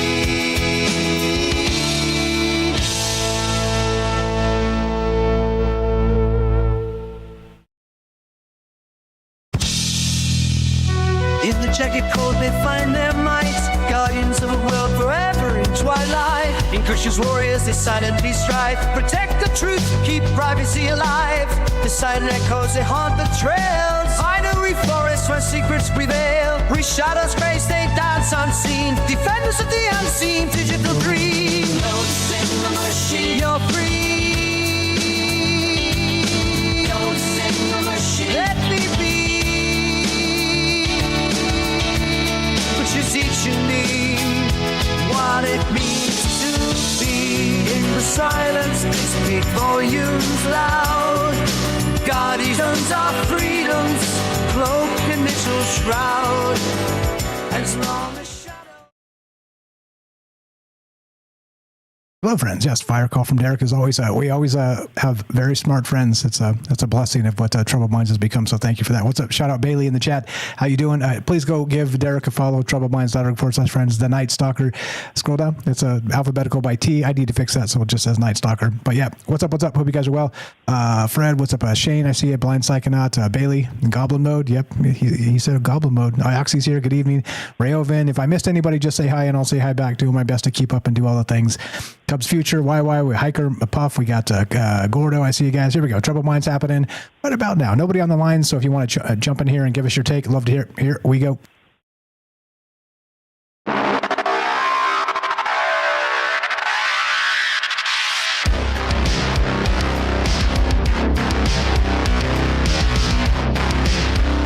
Welcome back to Troubled Minds. I'm your host, Michael Strange. We're streaming on YouTube, Rumble, X, Twitch, D-Live, and Kick. We are broadcasting live on the Troubled Minds Radio Network. That's KUAP Digital Broadcasting, and of course, 88.4 FM Auckland, New Zealand. Tonight, we're talking about this bizarre article, talking about the brain sees what it wants to see. Like it preloads something based on our expectation. And there's sort of a debugging aspect as it gets further into our brain. And then, weird, right? Meaning that our actual brain system is unreliable. As I've been saying all night, our perception of reality is it's pre-cooked. It's ready to go. It's based on our, not just dogma cycles, as I'm always talking about, our reality tunnels, all this stuff. We expect to see a particular thing, and then we see it. And then there's an error correction if it's not that. And there are edge cases where you see something anomalous, like a UFO or a paranormal aspect or whatever is a vision in the sky. I think Constantine.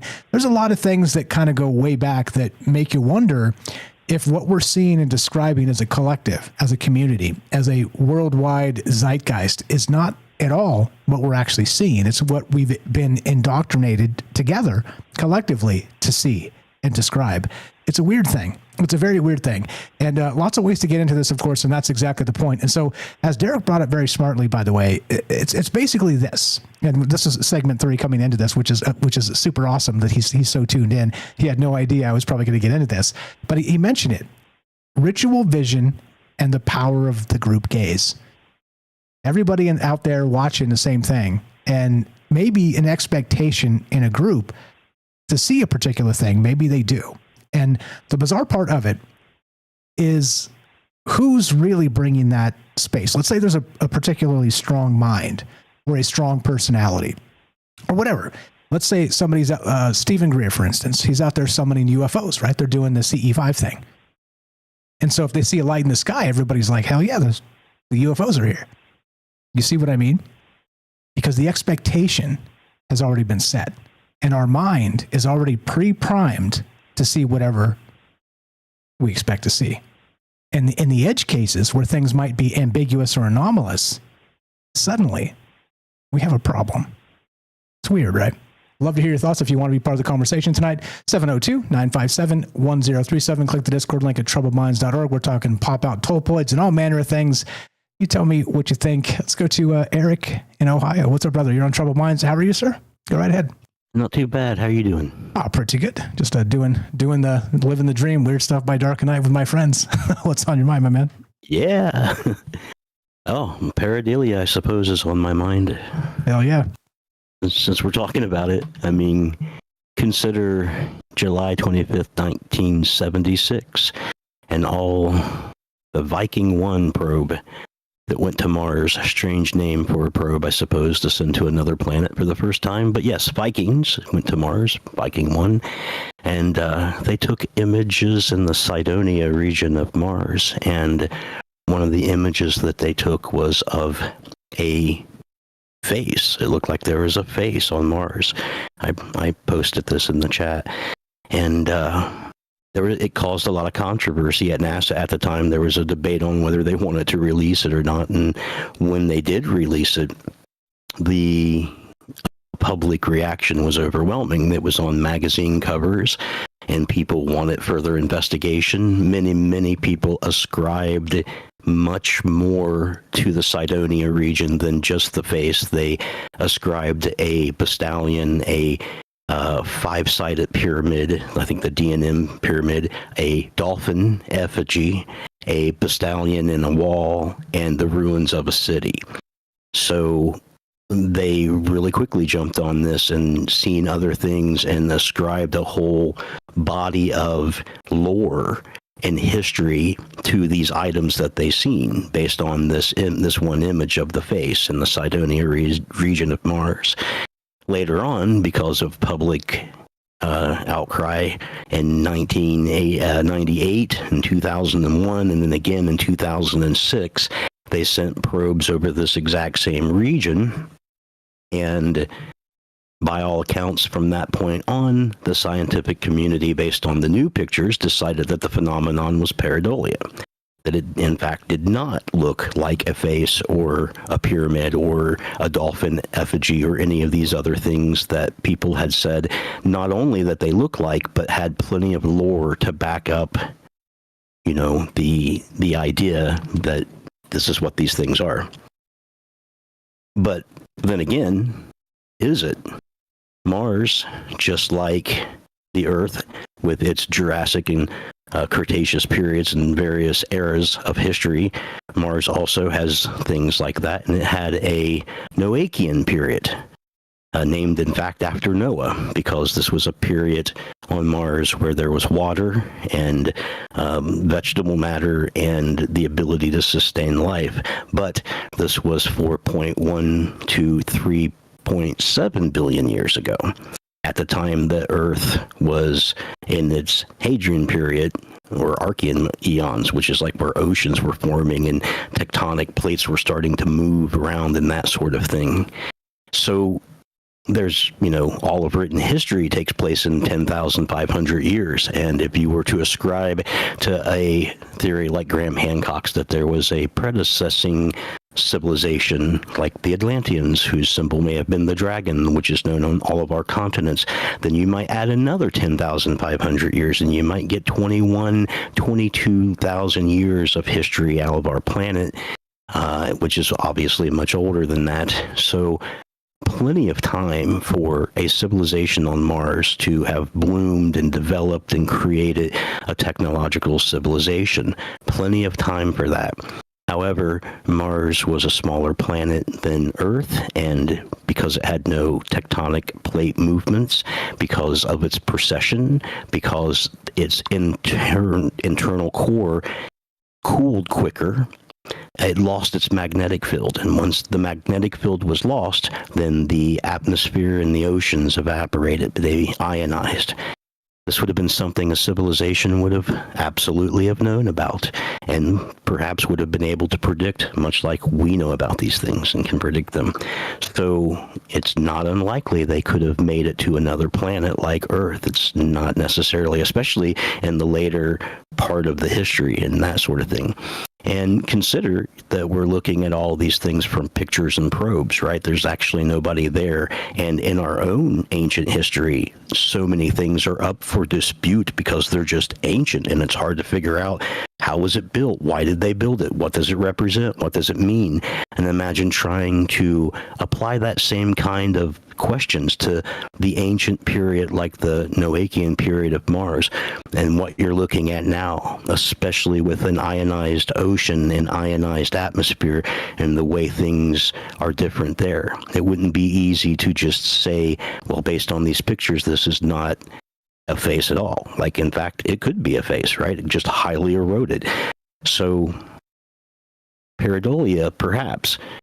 Maybe, maybe not. But then again, Edgar Cayce, widely known as the Sleeping Prophet before 1976, had also tapped into the ether and talked about a lot of these things, talking about a civilization from Mars that fled the dying planet and came to Earth and established colonies like Carthage and Egypt and Alexandria and different places of the world, and created arithmetic and architecture and certain symbology that became universal, even though we have tectonic plate movement and things did drift apart from ancient times, and we wouldn't have had that kind of a way to have all these things accessible to everyone like a big Pangea.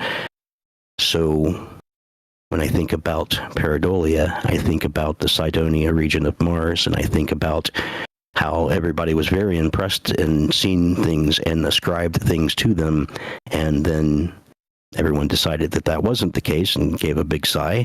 And then later on, science kind of shows that it's entirely possible. And then you link that up with somebody who talked about all of this before any of this was talked about widely by a populace of people, which is, I think, what you were saying. You were going into your next segment about a group of people seeing something and ascribing something to it. That was definitely the Cydonia region of Mars, but they could also be very correct.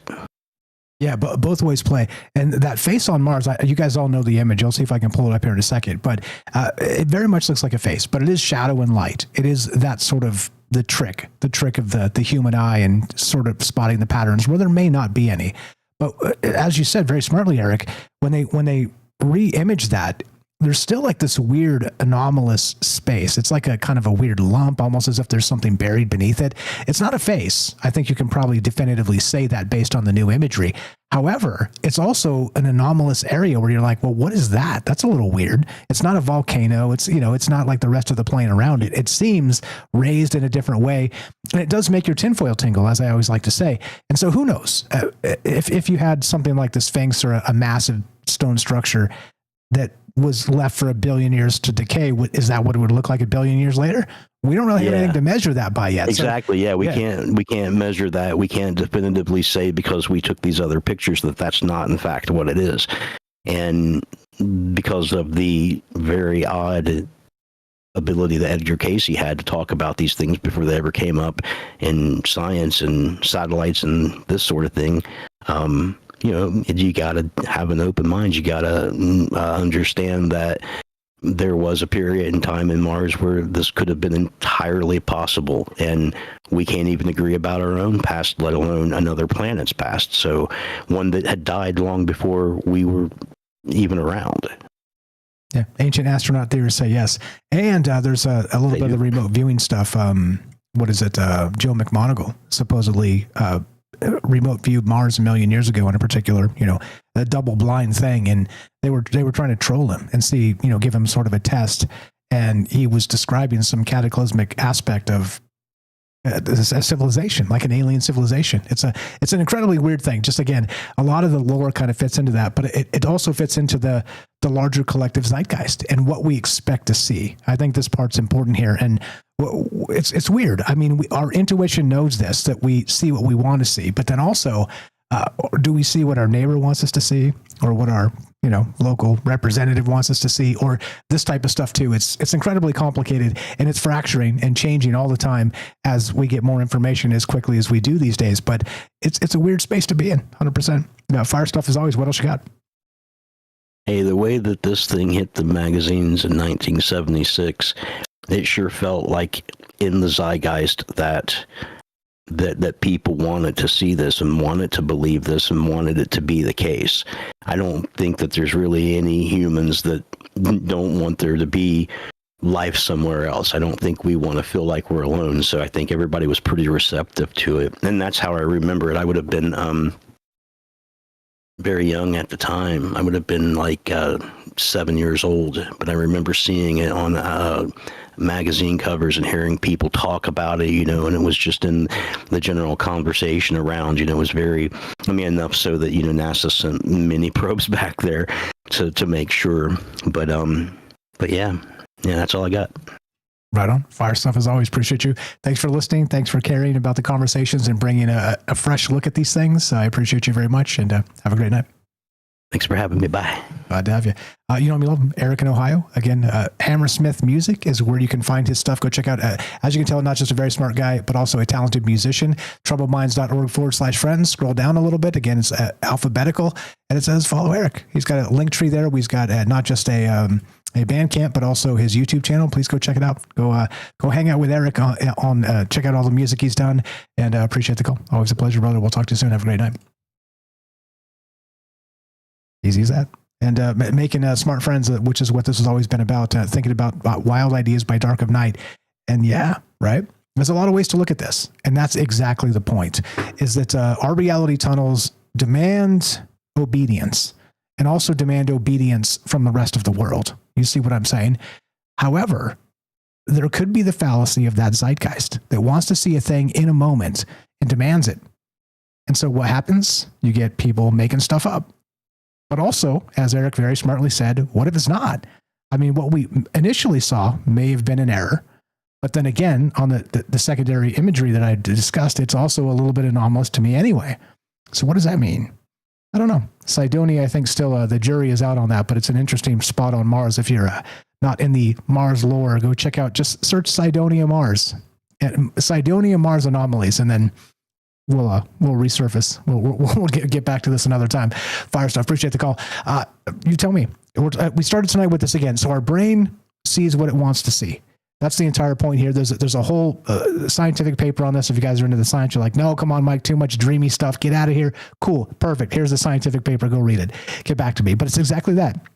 Dynamic categorization rules alter representations in human visual cortex, meaning we're predisposed to see what we expect to see. And it is our first perception of our reality. Things get complicated after that. Love to hear your thoughts on this. 702-957-1037. Click the Discord link at troubledminds.org. We'll put you on the show. Just like this. Thanks for being patient, friends. Let's go to Theo in Philly. What's up, my man? You're on Troubled Minds. How are you, sir? Go right ahead. Oh, hey, happy Easter. I'm doing well. How are you doing, Mike Strange? Pretty good. No complaints out of me. Happy Easter to you as well. Thanks for being patient with the call there, and welcome to the joint. What's on your mind? Go right ahead, sir. Yeah, just a lot of great calls, especially, Eric. That's definitely a hard, smart guy to follow,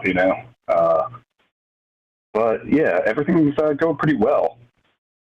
I had a question is, I don't think it's even like an aspect of shared memory. Sometimes it can be completely an aspect of our own flawed perception of things.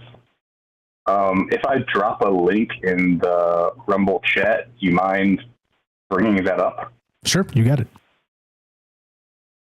All right, hold on 1 second. I'm going to use that. Got it. But yeah, I would like to mention, that I don't entirely trust my own memory. I remember I was watching a documentary on the Discovery Channel back when they used to have documentaries, but it was a documentary on human perception and how completely unreliable eyewitnesses are for posting details. But the thing is, it goes way deeper than that. So if you look at the image that you just brought up, that's of the human eye, and that's of a phenomenon called parallax, which is the entire reason for our perception of why we perceive things that are farther away to be smaller than they actually are. And I just think that's the craziest thing in the world, that, when we perceive these little dots of light in the sky, they are very, very, very small to us. But their actual size doesn't change. It's just our perception that is changing because they are far away. So I think that in this way, humans have a innately flawed interpretation of the universe, Just because my friend is walking away from me on a beach, that doesn't mean that they're actually getting smaller, but I perceive them as being smaller. And this is just due to, the peculiarity of the construction of the human eye, the light rays or photons, depending on what they decide to be that day, will enter through your cornea and then go through your iris, which just the size of the light, and then hit the back of your retina or front of your retina, whichever you want to call it. But the point is, you're perceiving things from this very flawed camera that we have, where everything is upside down and everything that is further away is smaller, so we don't necessarily have to pay attention to it, which is kind of brilliant, from an evolutionary perspective. We don't have to necessarily pay attention to a lion that's, 800 yards away, but it will get bigger the closer it is to you and the more of a threat it is to you, although it's not actually changing size. I just always felt that was kind of a wild thing when it comes to human perception, at least visual perception of the outside world, that it is kind of intrinsically flawed, and to something that will be of a benefit to our evolution. Closer things to you are definitely more important. but not necessarily to our understanding of the actual universe. Yeah, true. All that. And it is, like I said, this is an intuition thing. We do know this, that our perception of the world around us is flawed and sort of fluid and weird, and we remember things inaccurately. All that stuff certainly plays here, and you're spot on with it. And the next level is that we understand all the stuff you just said there, meaning that this is what science has been talking about for a long time. But the new bit is that we see sort of pre-process things in a perception basis before it even gets to our brain. Like we are ready to see what we expect to see, and we instantly see it. And then there's the error correction, again, milliseconds, however long it takes for for us to figure this things out. And it does make a lot of sense in terms of all the things we always talk about: UFOs, the paranormal, again, visions in the sky, whatever, a shadow in the corner of your eye, this type of stuff. It's incredibly important here because we are always fooling ourselves, and it's always front loaded before it even really hits our brain. You see what I'm saying? This is where this new science kind of turns it on its head and makes you go, wait, so what's really happening here? No, I totally agree. My perception is just kind of that crazy nuts, I will often, just like walk and see something out of the corner of my eye and assume it's like something like very dangerous, but in reality it's just like, trash bags fluttering in the wind. No, it's just, I think that my brain does have certain expectations that for some reason it needs to fill, but I don't really blame it for trying to do that job, although it's doing it very imperfectly. Yeah, but this entire thing, this questionability of memory actually got me in a lot of trouble when I was younger, because I'm the type of guy, I will always, if we're in a situation at the current time, kind of assume, if somebody says something with confidence and strength about, the way it happened, I'll kind of just, assume that they're right, because I just have this weird mind where I'm always questioning myself, and if somebody seems like they've got a better idea than me, that's probably the case, because I have no idea what's happening in this reality. But I learned eventually that is actually a very big weakness, you should be confident in yourself to an extent, even if you don't think you're necessarily right. Because if you say that, somebody is asking about a specific event that happened in the past that you don't, or that you can remember, but you aren't sure that you're going to accurately remember it. I just always defer to, I remember this, but who knows? But in real people speak, that sounds kind of like you're just a coward and you don't know what's happening at all, and you might be lying. So it's better to just say, no, that's not the way it happened, even if you don't believe it.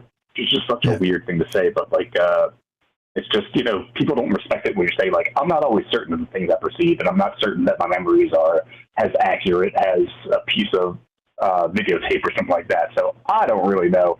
This is what I remember, but giving caveats, people like to take advantage of that, even if they're subtle and nuanced caveats that are often correct. People like other people who speak in terms of absolutes and no, this is the way it happened. I remember it. I was there. So. Yeah, well said, all that.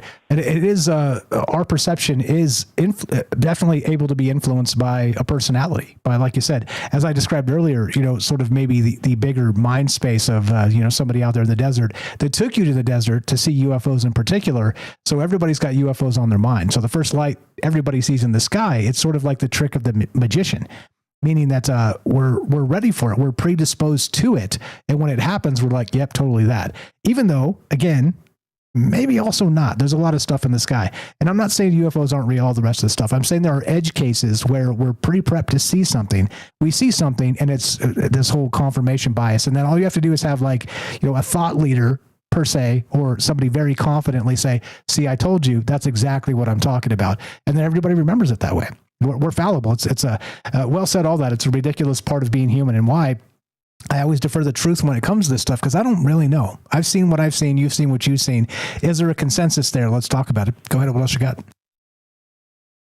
Yeah, if I see a light in the sky, I don't know what it is. It could be a star. It could be Venus. It could be a UFO. But it always goes through the kind of censorship of your brain, you know, and whatever thoughts your brain is thinking at that time, you're going to interpret what you see in the paradigm that you are living in. So, you know, if it's, you know, like 500 BC in Greece, you're going to see, you know, maybe just Zeus or, you know, like somebody riding in the sky. If it's 200 AD, you're going to see the Virgin Mary in the sky. If it's 1900 in America, you're going to see a bunch of weird guys in airships, like piloting through the night. And nowadays, or in the 1950s, you would see nut and bolts UFOs, just visitors from a different planet. And now you're seeing some sort of weird consciousness phenomenon.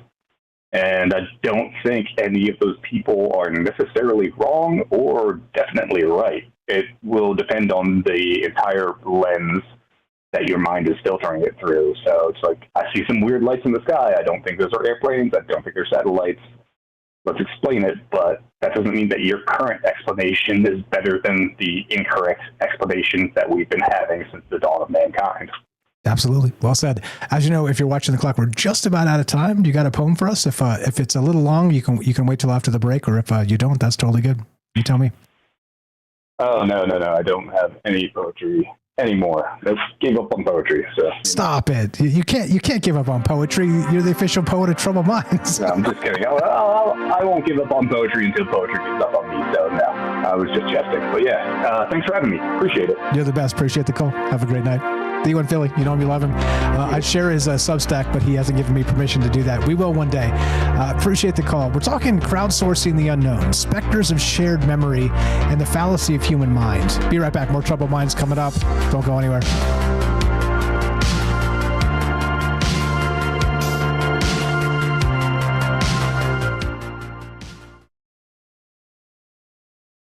Drifting through the quantum haze.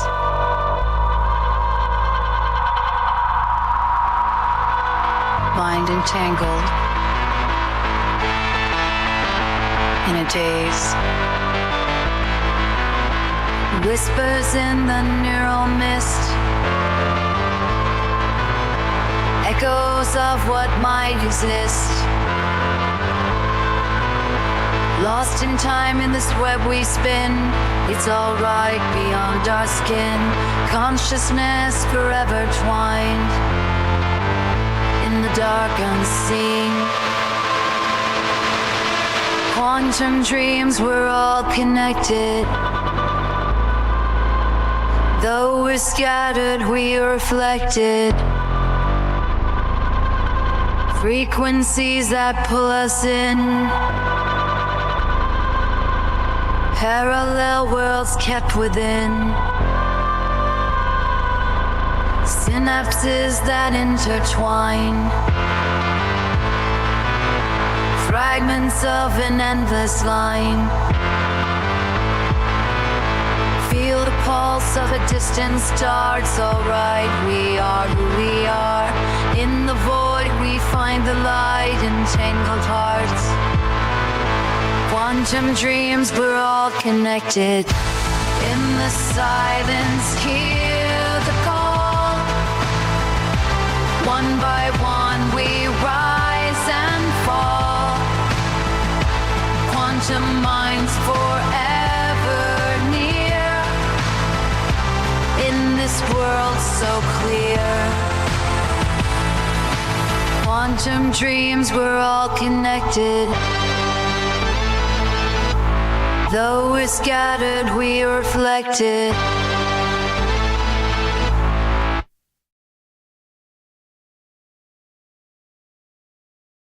Dark energy in the depths we find. Mysteries of the human mind. Particles that drift afar. Whispers of who we are. Hold the thread of the great unknown. It's alright, we are never alone.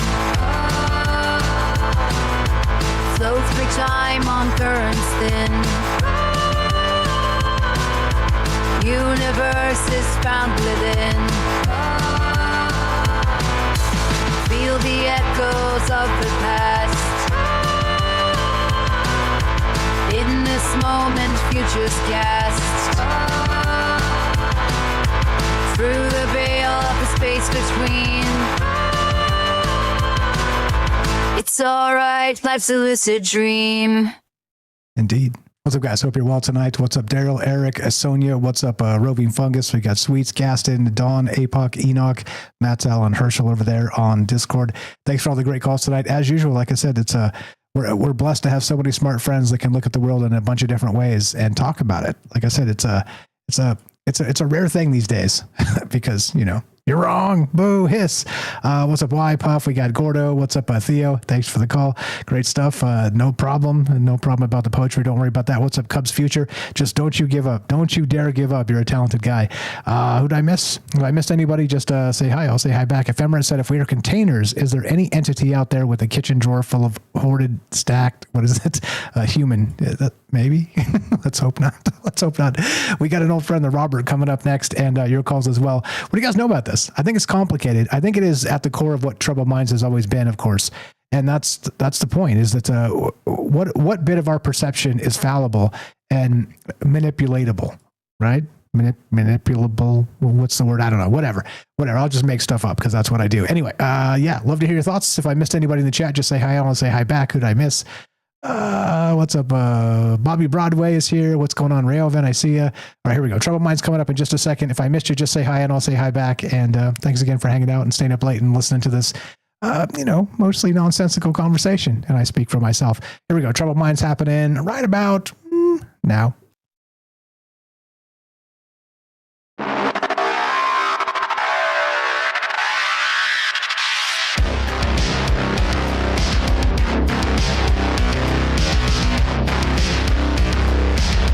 Welcome back to Troubled Minds. I'm your host, Michael Strange. We're streaming on YouTube, Rumble, X, Twitch, D-Live, and Kick.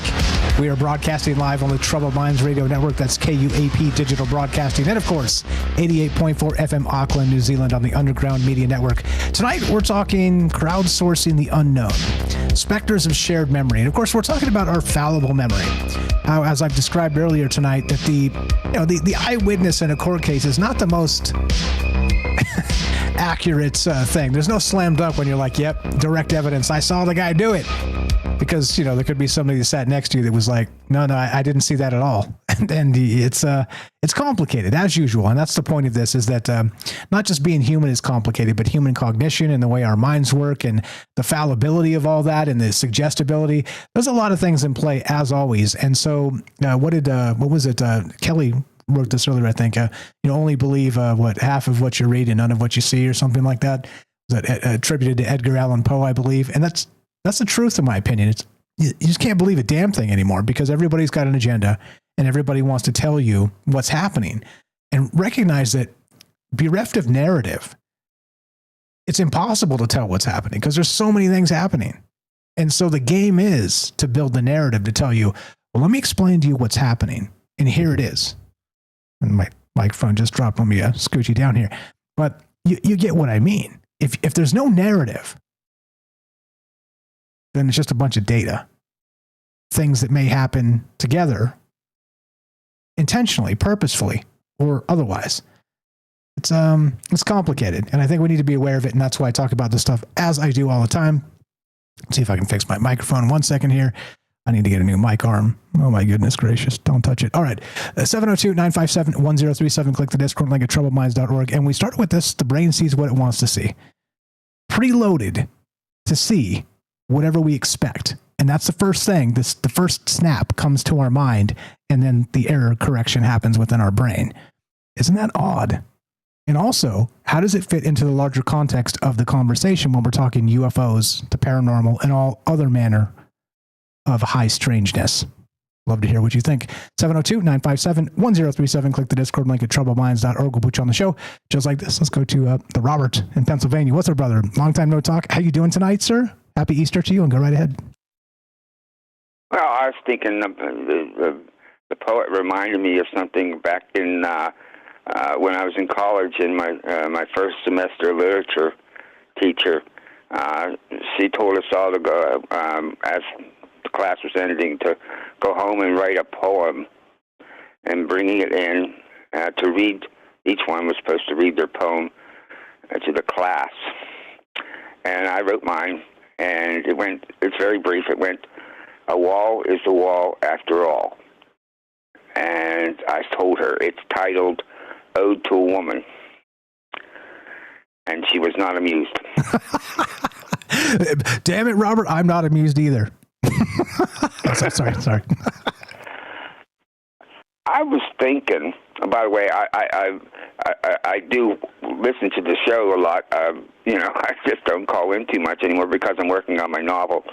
And I had a block.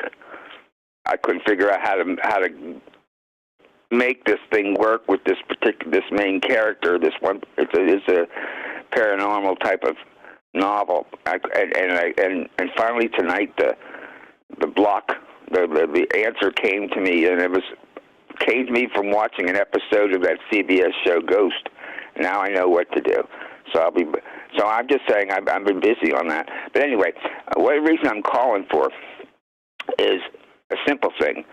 You ever have, like, let's just say, example, your keys, all right, and you place them somewhere, all right, and you know you placed them there, all right, and you're looking and it's not there, all right, and so you tear the place apart looking for your keys, and then you find out you go back to where you began, and the keys are there, the very place you first looked, all right, but they weren't there half an hour ago, but there they are now. Did that ever happen to you? Yeah, absolutely. All manner of things too. And it's right there. If it was a snake, it would have bit you, and you just missed it for some reason. It's because you tell me why. I got my own ideas why, but what do you think? Well, I think it maybe have some relationship to your topic tonight, that the mind sees what it wants to see. Sometimes I think that since we control our own reality is somewhere off and somewhere else. Sometimes things are there and you don't see it, and then later on you see it. It's just where you were looking. I don't know how to explain it any better than that. I'm lacking the vocabulary for that, but it's just odd. And also earlier, by the way, I'm not, since you're no longer doing Rockfin, I'm doing Rumble now, and I'm Mannequin 55. Well, hello, Mannequin 55. Welcome to the joint. Yeah. So anyway, earlier I put in a chat there, this is something people might want to talk about. You ever notice how cats or dogs seem to be seeing things that you can't see? Yeah, and that's a whole other perspective aspect to this. You're spot on. And what are they seeing? Right. And what are our minds sort of erasing from our expecting to see? Yeah, well said. Go ahead. Right. I have a cat. All right. She has no personality, by the way. But one thing she does, she'll be, sitting, on a rocker or whatever, and you see her looking around and she's staring at something. And I can find myself, I wonder what she's staring at. Yeah, that's definitely a thing. Dogs too. Dogs have that weird, they smell something. Yeah. Both. I've had both in my life. All of a sudden, they'll get up and bark. Look at it in a particular direction. There's nothing there. You can't figure out what they're barking at. Exactly right. Yeah, it's a weird thing, man. And not only that, sometimes too, because we're talking about sort of a collective, and it might just be, a noise out there in the neighborhood, but all the dogs start barking, and you're like, what the hell's going on? That's crazy. Don't make too much noise out front when you're taking the trash out late at night, because you're going to just freak everybody out. Or what if it's something else entirely, as usual, right? The perception of one dog thinks they hear something and barks, and then all the dogs bark. You see what I'm saying? It's the exact same thing we're talking about. Certainly, and you certainly have a dog, so you know that. I sure do, and she's a little. I love her very much. Oh, I could tell. And as far as looking up in the sky, and you're looking for UFOs, and you see the UFOs, because you've geared your brain to want to see those UFOs. The other part of that is people take pictures. So you can't. It's one thing to think to have people say, "Well, you didn't see what you see," but you got a picture. You got a picture. Yeah, well, exactly, and that becomes the data analysis aspect of this, and we're going to get more and more of this. And I'm with you. I agree. There's some stuff out there that's worth looking into, and just because we can fool ourselves doesn't necessarily mean the thing we thought we saw is not the thing we saw. I think it's that edge case, as I'm describing, of our perception and sort of the doors of perception and what it means in a group, because the group is really what sort of defines that consensus reality, even in a moment. So yeah, definitely. Yeah, how many times has the government said it's mass hysteria? A lot. If you go back to Project Blue Book, there's a lot of that. Yeah, did you know, did you see the other day, this is about 4 or 5 days ago, I think it was the Undersecretary, Defense Secretary, it's somebody in the Pentagon, and he was taking questions from the press, and he told the press that we have, we already have the technology to transport people. What was a?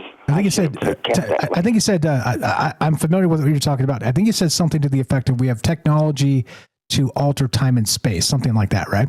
That's it. That's exactly it. That's exactly what he said. And move people. I guess do something like in Star Trek. Transport people in an instant from one place to another. Did he say that too? I don't think he said that. I think that was inferred based on the technological aspect. And as usual, I think this is a perfect example of we kind of hear what we want to hear. We expect when we, I don't know. I could see it both ways as usual. I try and break down sort of my own dogma cycles and be like, okay, so what if this is and what if this isn't, and look at it from both sides. And I'm ambiguous here. I'm flipping coins because I don't know. The way he worded it was very obscure, very cryptic, and so I think but maybe it was intentional. I don't know. Go ahead. But what he said there is what a lot of people in ufology have said is what actually, and I think that in the congressional hearings that was said by, I forget his name, that they operate by doing that thing with time. What'd you say that was? Yeah, being able to manipulate time and space. Yes. Right. That's how those UFOs operate. By being able to do that. That's why they can, instantly go from where they're at to 3,000 miles away. Yeah, the tic-tac and whatnot.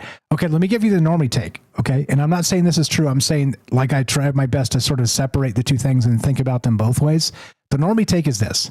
With the internet and with the hyper reality the way it is and the acceleration, all the stuff I'm talking about, the quickening. Also, you're way over there in Pennsylvania, I'm way over here in Vegas, and we're talking to each other right now through this power of the internet. Even dare I say, I love modern technology. But exactly, I agree. But you see what I mean. So the acceleration of AI systems and then this ability to kind of accelerate those ideas together on the internet, you could make the case, kind of squint a little bit, that's maybe what he was talking about. I don't know.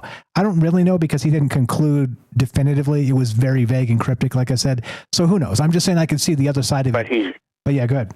He seemed to have vanished. Like, what do you mean?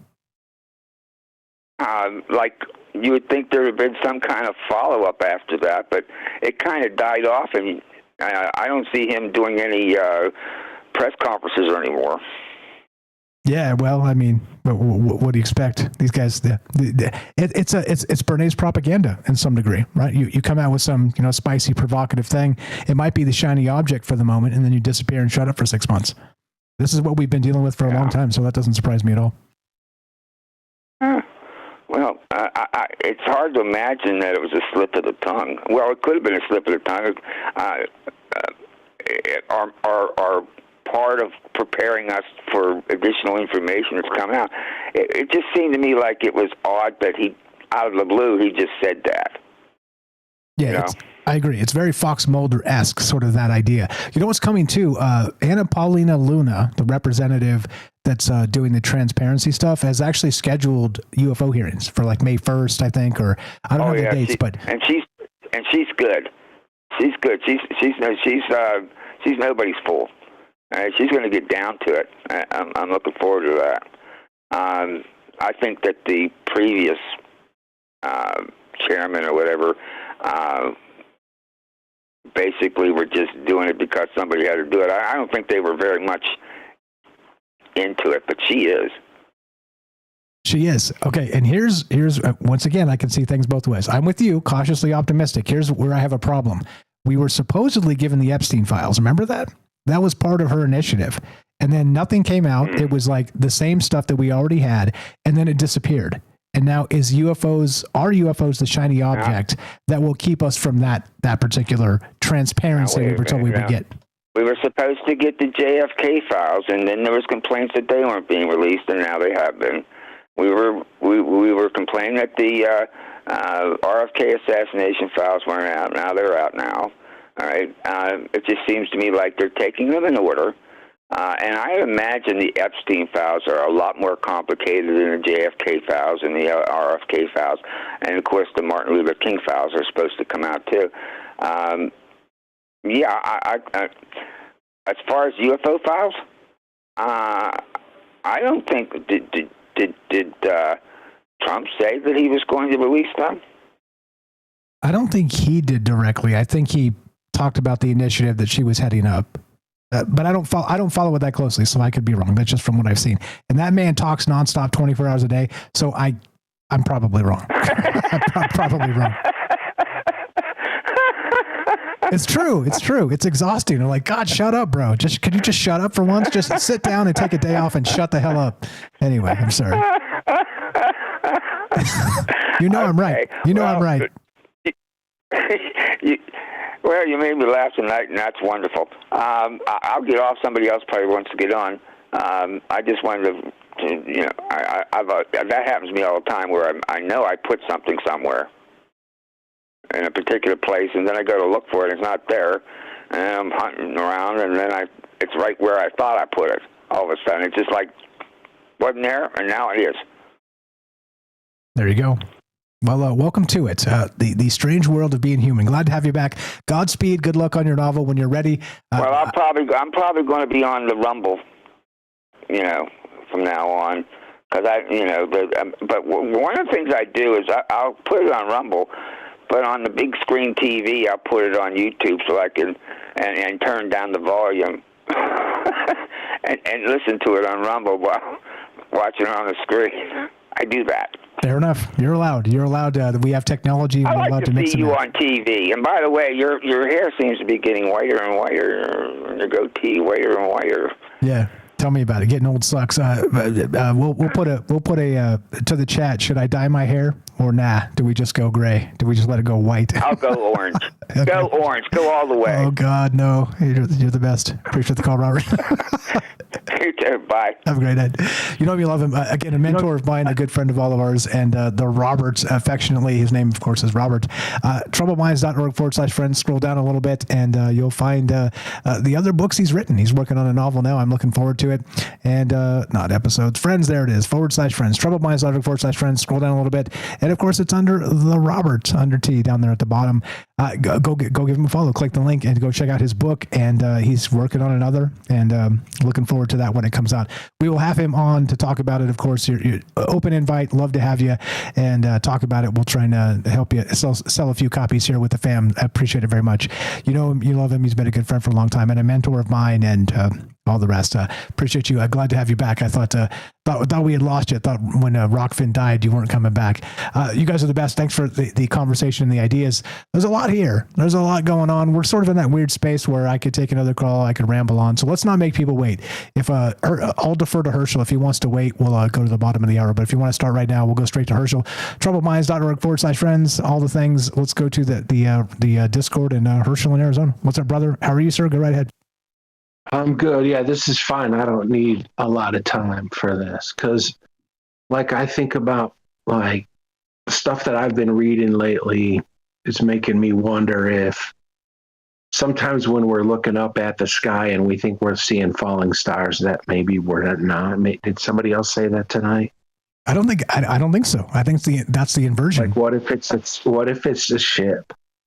Like, what if some of that is ships? You know. And it's just like we've been told they were meteor. What if there's some of them are shit? You know, sometimes, you know, because you see what you want to see, right? Like, exactly, you know right. What I'm saying? Yeah, and not only that, we're the collective consensus reality is we're led to believe that that's what we're going to see, and even if we see something weird, we're kind of led to say. Venus in the night sky, swamp gas, all the Project Blue Book stuff, you know, meteorite, all the things that, you know, has kind of been thrown out as these excuses. And I'm not taking a side on that. I'm just saying there's a lot of ways to explain away our perception because our perception is not just fallible, like I described, but also we're seeing something, right? So as usual, right. That's worthy of the conversation. Go ahead. What else you got? I got a story that I can finish before the end of this half hour. Sure. Love to hear it. Refractions. It's called refractions. Weird angle. And there's a character in here named Mike. So I just want to trigger warning. Okay. Fair enough. It's just by accident. Refractions, weird angle. Margie and Mike decided to spend part of the day by the pool. They filled the cooler with their favorites. Margie wanted a couple of mimosas. Mike made up a pitcher of shandy, his favorite cheap Pilsner mixed with lemonade and sliced lemons. They threw in some bottled water, some fresh fruit. They were going to have a day at the pool. They took turns diving, and then they floated around and did some laps, the usual swimming stuff. Then they laid out their beach towels to get some sun. We deserve this, Margie said. I don't know if we deserve it, but I'll take it. It's been a long week, Mike replied. They applied their sunscreen and poured a couple of drinks and finally got themselves comfortable under the warmth of the day. Margie lifted herself up to take a sip of her mimosa. She thought she saw something reflecting in the pool for a second. Oh, my goodness, she said. What? Mike asked. Nothing. I thought I saw something reflecting in the pool, but there's nothing to reflect. She had some of her drink and laid back down, and as she went back to lay down, she thought for a moment she saw it again. That's so weird, she says. We should set a watch timer in case we fall asleep. I know I could fall asleep for sure, Mike said. I don't want a sunburn. He raised himself up to grab his watch and set the timer for 20 minutes. Wait a minute, he said. What? Margie said. I looked for a moment that I thought there was something in the pool, reflecting in the pool, just like you said, but it's not there now. There's nothing in the sky but a few clouds, and there's nothing above the pool to reflect, Margie said as she sat up. Now they're both sitting up and they're looking at the sky in all directions, and they're puzzled. Mike changes his angle as he looks at the pool. He slowly raises and lowers his eye level. At a certain angle, I can see something, but it's opaque and it's creeping me out. Margie does the same thing as she confirms Mike's observation. It's only visible at a certain angle, the way the light refracts off the surface of the water, Margie adds. They both bob their heads up and down around an angle, and they concur that this is an odd anomaly. It looks like some kind of ship, like a UFO or flying saucer thing, Margie says. I wonder if someone is playing with a drone, Mike says. There must be something in the sky somewhere that we can't see from here. Light's playing tricks on them. It's like a mirage type thing. The two of them walk around the pool, and they're changing their eye level as they walk around and circling it. It only happens kind of over there where the towels are. That's this place I can see it the clearest. Yeah, me too, Mike. I'm going to go get a ladder and go on the roof and see what I can see from up there, Mike tells her. As Mike is retrieving the ladder, Margie continues examining the surface of the pool from various angles and all around the perimeter of the pool. Once on the roof, Mike walks over to the top of the flat roof of the house. I can't see a darn thing in the sky as far as I can see, he yells down to Margie. She yells up, "Yep, nothing changed down here. It's still there when you look just at that right angle." Mike comes down from the roof and he rejoins Margie. They sit down on their towels. "Should we tell anyone about this?" Mike asks. "Who would we call about something like this?" "It's pretty weird," Margie says. "If you told me about it and I didn't see it myself, I think you were lying for attention." Mike agrees. "Yeah, that's probably what people will say if we tell anyone." The two of them continue to angle their heads just right several times and see the strange reflection come and go as they do. Just then, the surface of the pool, where they see the weird little craft's reflection, starts to ripple. It becomes disturbed and there's a slight turbulence. "It's gone," Mike says. "I don't see it anymore. It's not there," he says as he angles his head around. "Yep, me too, not there," Margie says. "I'm going to need some more mimosa," she adds. "I should have gotten stronger beer," Mike replied. The end. The end. Yeah, see, I kind of feel like this is about me. What was the name of it, too, by the way? The title? It's Refractions. Refractions. Spatial geometry is my one of my natural talents too. It's weird, right? Like some people are numbers people, and I'm more of an angle guy, which is the baseball, as you know, hitting's all about angles. Yeah, the spin. Yeah, all that stuff, right? It's very very geometry as part of it. And one of these days, I'm going to do the baseball show. When I do that, are you in? Can you be the baseball man? I'm your sidekick. Okay, so baseball is God's game was kind of the idea. 369, sort of the geometry and the. I'll send you a message. We'll set it up because I think it's an important thing to talk about. But greatest game ever, hated by jealous people. Exactly right. Exactly right. You're the best. Appreciate the call. Appreciate the story as always. Just real quick before you go, Theo over there on Rumble. Thank you for the generous tip. He says Hirsch needs to narrate audiobooks. There you go, my friend. Yeah, there's a consensus. It's in. Survey says anybody wants to be my agent, I'll give you 20%. I hate work. I just like to do the stuff. There you go. Appreciate the call. You're the best, brother. Have a fantastic night. We'll talk to you soon. Have a great night. All right. Thanks, everyone. Have a good night. Thanks much. You too. Take care. And there it is. I mean, everybody's in. Everybody's like, hell yeah, the baseball show. Okay, be right back. More Troubled Minds coming up. I'll tell you all about Hirsch when we get back. We got more from Eric. We got Kelly on the line and your calls as well. Don't go anywhere.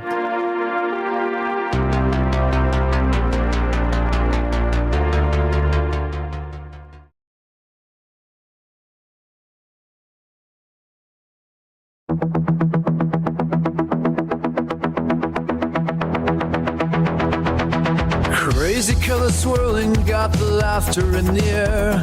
Jesters in the night, they weave magic everywhere. Clowns are juggling dreams, wild world is in despair. Nothing's quite as certain when reality's a game. Chaos in the corner, whispers calling out your name. Look around, it's laughter, even when we're feeling pain. You know they warned me, there'd be nights like this. Nobody warned me, there'd be nights like this. Nobody warned me, there'd be nights like this. Strange nights I insist, strange nights I insist. Dancing shadows flicker under neon all aglow, while the stage is set for tales that nobody will know. Echoes of the laughter as the lost ones see the show. Life's a playful circus where the chaos takes a bow. Joy and sorrow blending in the rhythm that we vow. Join the ride of madness, it's the only way for love. Nobody warned me, there'd be nights like this. Nobody warned me, there'd be nights like this. Nobody warned me, there'd be nights like this. Strange nights I insist, strange nights I insist. Twists and turns and shadows, laughter in the night. A tapestry of madness, dancing with the light. Fools and fun were woven, chaos in our stride. Embrace the wild, let the laughter be our guide. Nobody warned me, there'd be nights like this. Nobody warned me there'd be nights like this.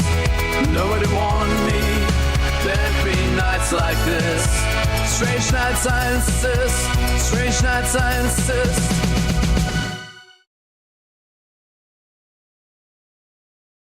Falling in the rhythms, beats that pound and thrum. A flashing carnival where the misfits come undone. Whirling through the madness with our hearts set to ignite. In the symphony of chaos will remain the shining light. Yeah, nobody warned me there'd be nights like this.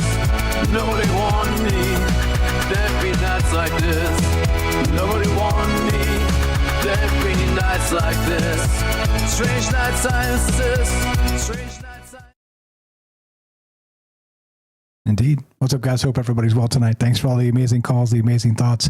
Thanks for looking at the world in different ways as we talk about this stuff. Like I said, I'm not the arbiter of anybody's truth, barely my own. And so it's important to be able to see a couple ways, or more than that probably. But yeah, that's what it's all about. What's up? If I missed anybody, just say hi in the chat. I'll say hi back. What's up? Rayovan has joined the Discord. I see you there.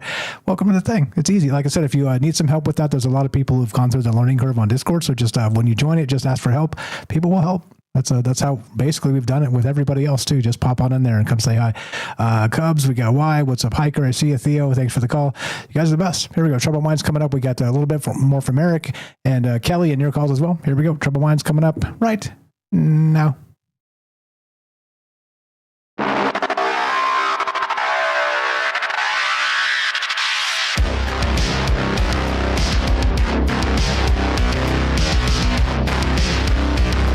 Welcome back to Troubled Minds. I'm your host, Michael Strange. We're streaming on YouTube, Rumble, X, Twitch, D Live, and Kick.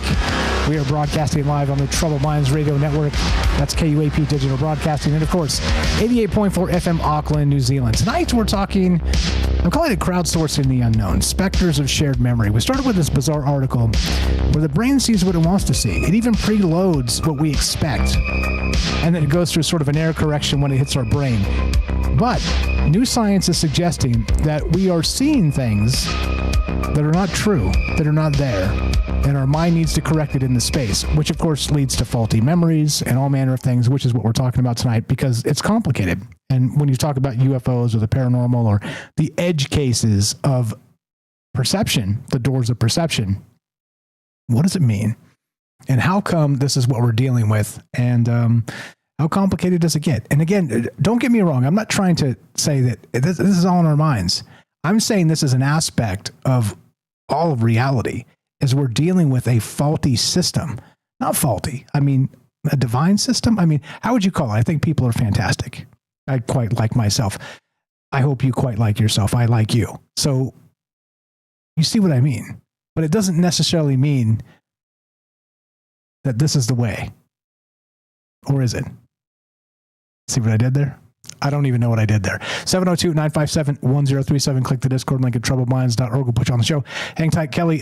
Eric beat you by quite a bit here, and we'll get to Kelly. Eric, welcome back. What's on your mind? What else you got? Go right ahead, sir. Sorry for bothering you again. I just wanted to address the statement that the government made about having, built things that can manipulate space and time, right? I feel like they were poking the bear on that one a little bit. When I heard it, I felt like they were making fun of me a bit. Or maybe I'm just being pedantic. I don't know. But it seemed like a very cheeky yet truthful non sequitur, because they have designs where they've created very dense objects like gold in front of an object and less dense objects in the back as a means of propulsion, right? Because all matter in the universe manipulates space and time. And time dilation is like a real thing that GPS has to calculate for. Time dilation is the idea that time slows down either the faster you travel or the closer you are to a gravity well. So literally, time passes slower for your feet than it does for your head. Right? So all things do that. It's not special that anything does that. Another example is why light seems to be a constant all the time. If you're on a train traveling 50 miles an hour versus somebody standing still, and both of you see a flash of lightning, you would think that the person on the train would receive the photons first. But because he's moving relative to the guy that's standing still, he's moving just fast enough that time slows down enough for him that the light reaches them at the same time. So it's a relativistic science, right? It's cooked into nature.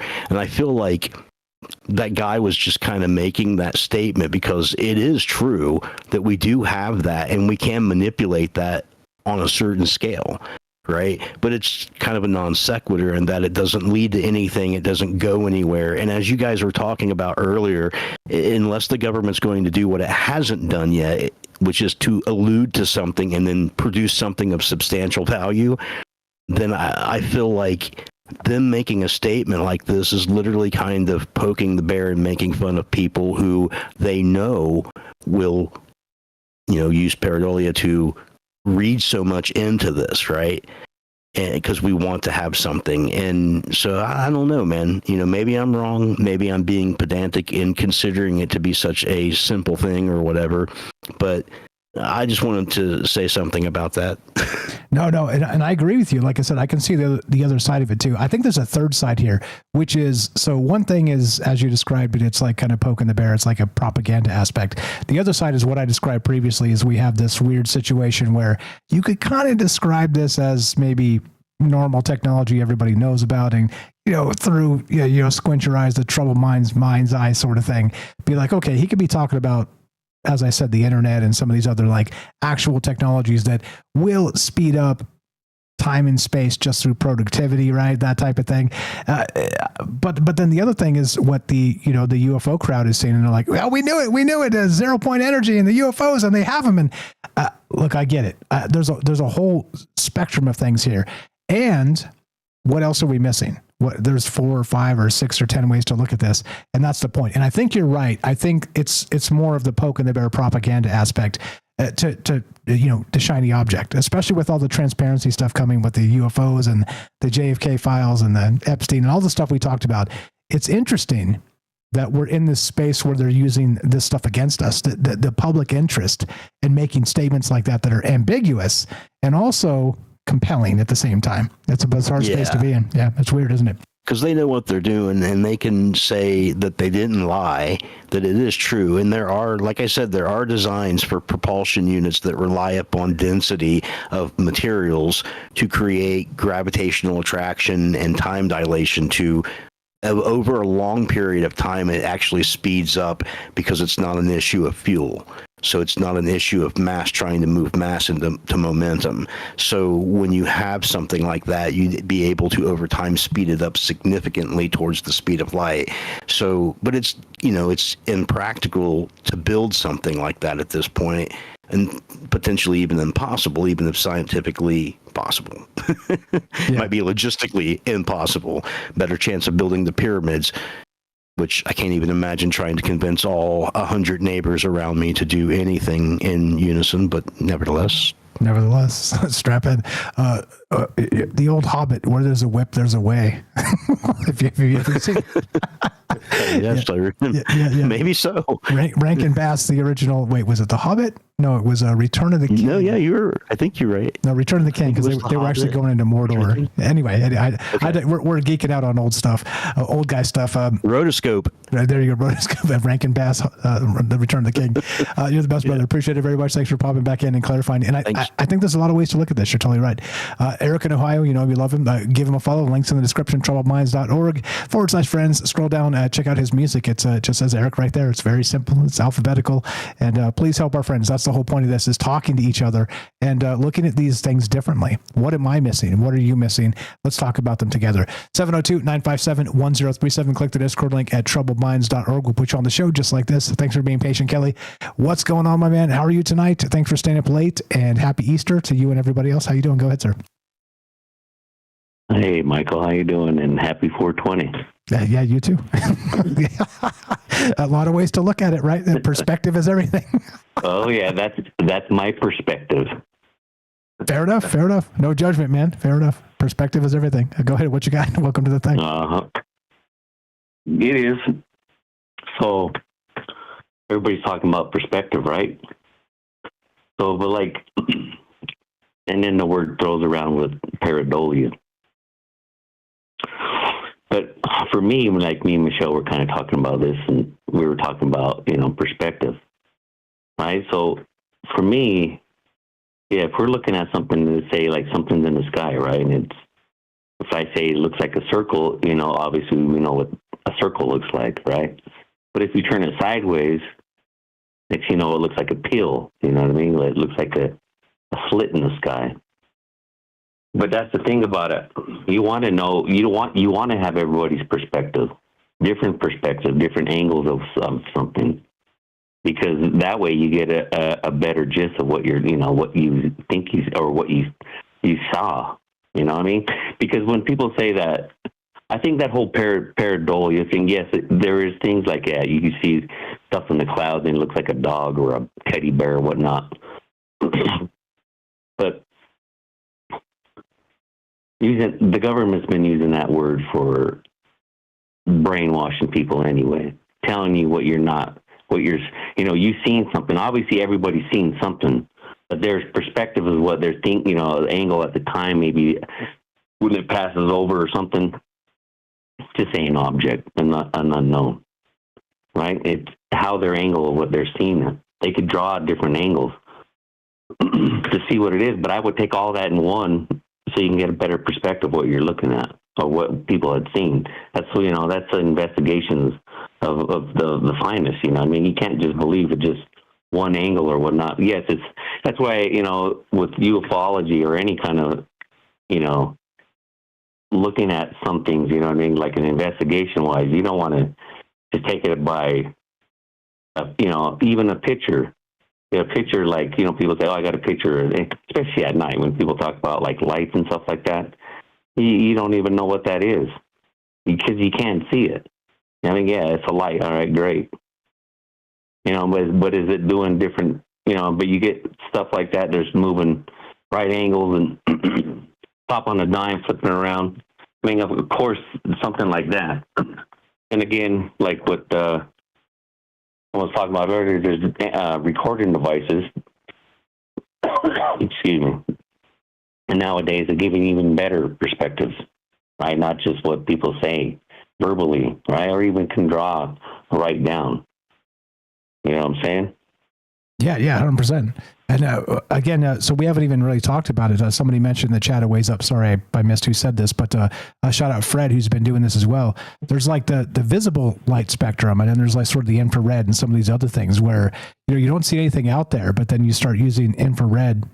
Flare, forward-looking infrared is where they get some of this, tic tac stuff and whatever else of these UFOs. And regular people out there are seeing these things that you cannot see with the naked eye, but they're visible through these other light spectrums technology that we have. So it's all this is incredibly complicated. And that's the point, is that, look, we only have so much juice through the human filter to see the cosmos. And I think that's intentional because, of course, they would just cook us if we were open to everything, right? But that's the point, is that there's a lot of things out there that are happening that we don't see because we're not using the right technologies in the right moments and all the rest of this stuff. But as I'm always talking about, that quickening means that eventually we'll be able to sort of pinpoint some of these things, hone in on where they're happening, maybe use the right technologies, and maybe get to the bottom of some of this stuff, which is, incredibly exciting to me. But I agree in a lot of ways. And of course, we agree and disagree in different spaces, but just because we can't see it doesn't mean it's not there. And that's an important aspect of this for sure. Yeah, that's where I was going to go into, because, like, even people talk about, like, say, they see ghosts, or, like, they even say they see demons. How do we know that they can't see it? Maybe their frequency is higher than ours and we can't see it. We're just sitting at a lower vibration, and because that's the whole point. Once you get a higher vibration, you should be able to see more stuff. You know what I mean? You're at a higher vibration. You can see past the light spectrums or the things that we can hear. You're higher at a higher vibration. So when they're telling you like mass control and stuff like that, they're trying to convince you like pareidolia. To me, that's low vibration. You know what I mean? And then when you talk about going from there and, of creating stuff, people sit there and thinking that they're sitting there And, after, like, say, the 60s and everybody else seen it in the 70s, that you were seeing something. Don't let them think that you're crazy, right? Because just because it's a wave doesn't mean that it didn't happen. You know what I'm saying? Again, like, technology even helps out with that now with recordings and videos, stuff like that. But for me, it's all about vibration anyway. So if you're sitting at a low vibration and these people are telling you, giving you a brainwash, oh, it was swamp gas or whatnot, you know what I mean? Because they're trying to hide something anyway. But again, because I've seen a lot of stuff throughout my life, and that wasn't no pareidolia, I tell you that. I mean, it's not like, and when they talk about, like, you're seeing, your mind is already programmed, you're going to see, your mind's already, set the way you're going to see. That's because we're already been programmed to think of, like, the color blue, or how do we know what that was, you know what I mean? Or shapes of stuff, names of stuff, elephant, giraffe, alligator. I mean, they were all different names at one time as well. Just kind of like, for me, like what I wrote down earlier, when you kind of mentioned that again about, don't believe anything you read, and only half of what you see. And that goes with, like, papyrus, but there's some things that are interesting to me when you have, like, receipts, there's backs up, and it's interesting because there's, like, for instance, let's go with that Mars thing with, over in Cydonia. Why do they call it Cydonia? I mean, that was what, at one time was what, was Iraq was called, Mesopotamia, Cydonia.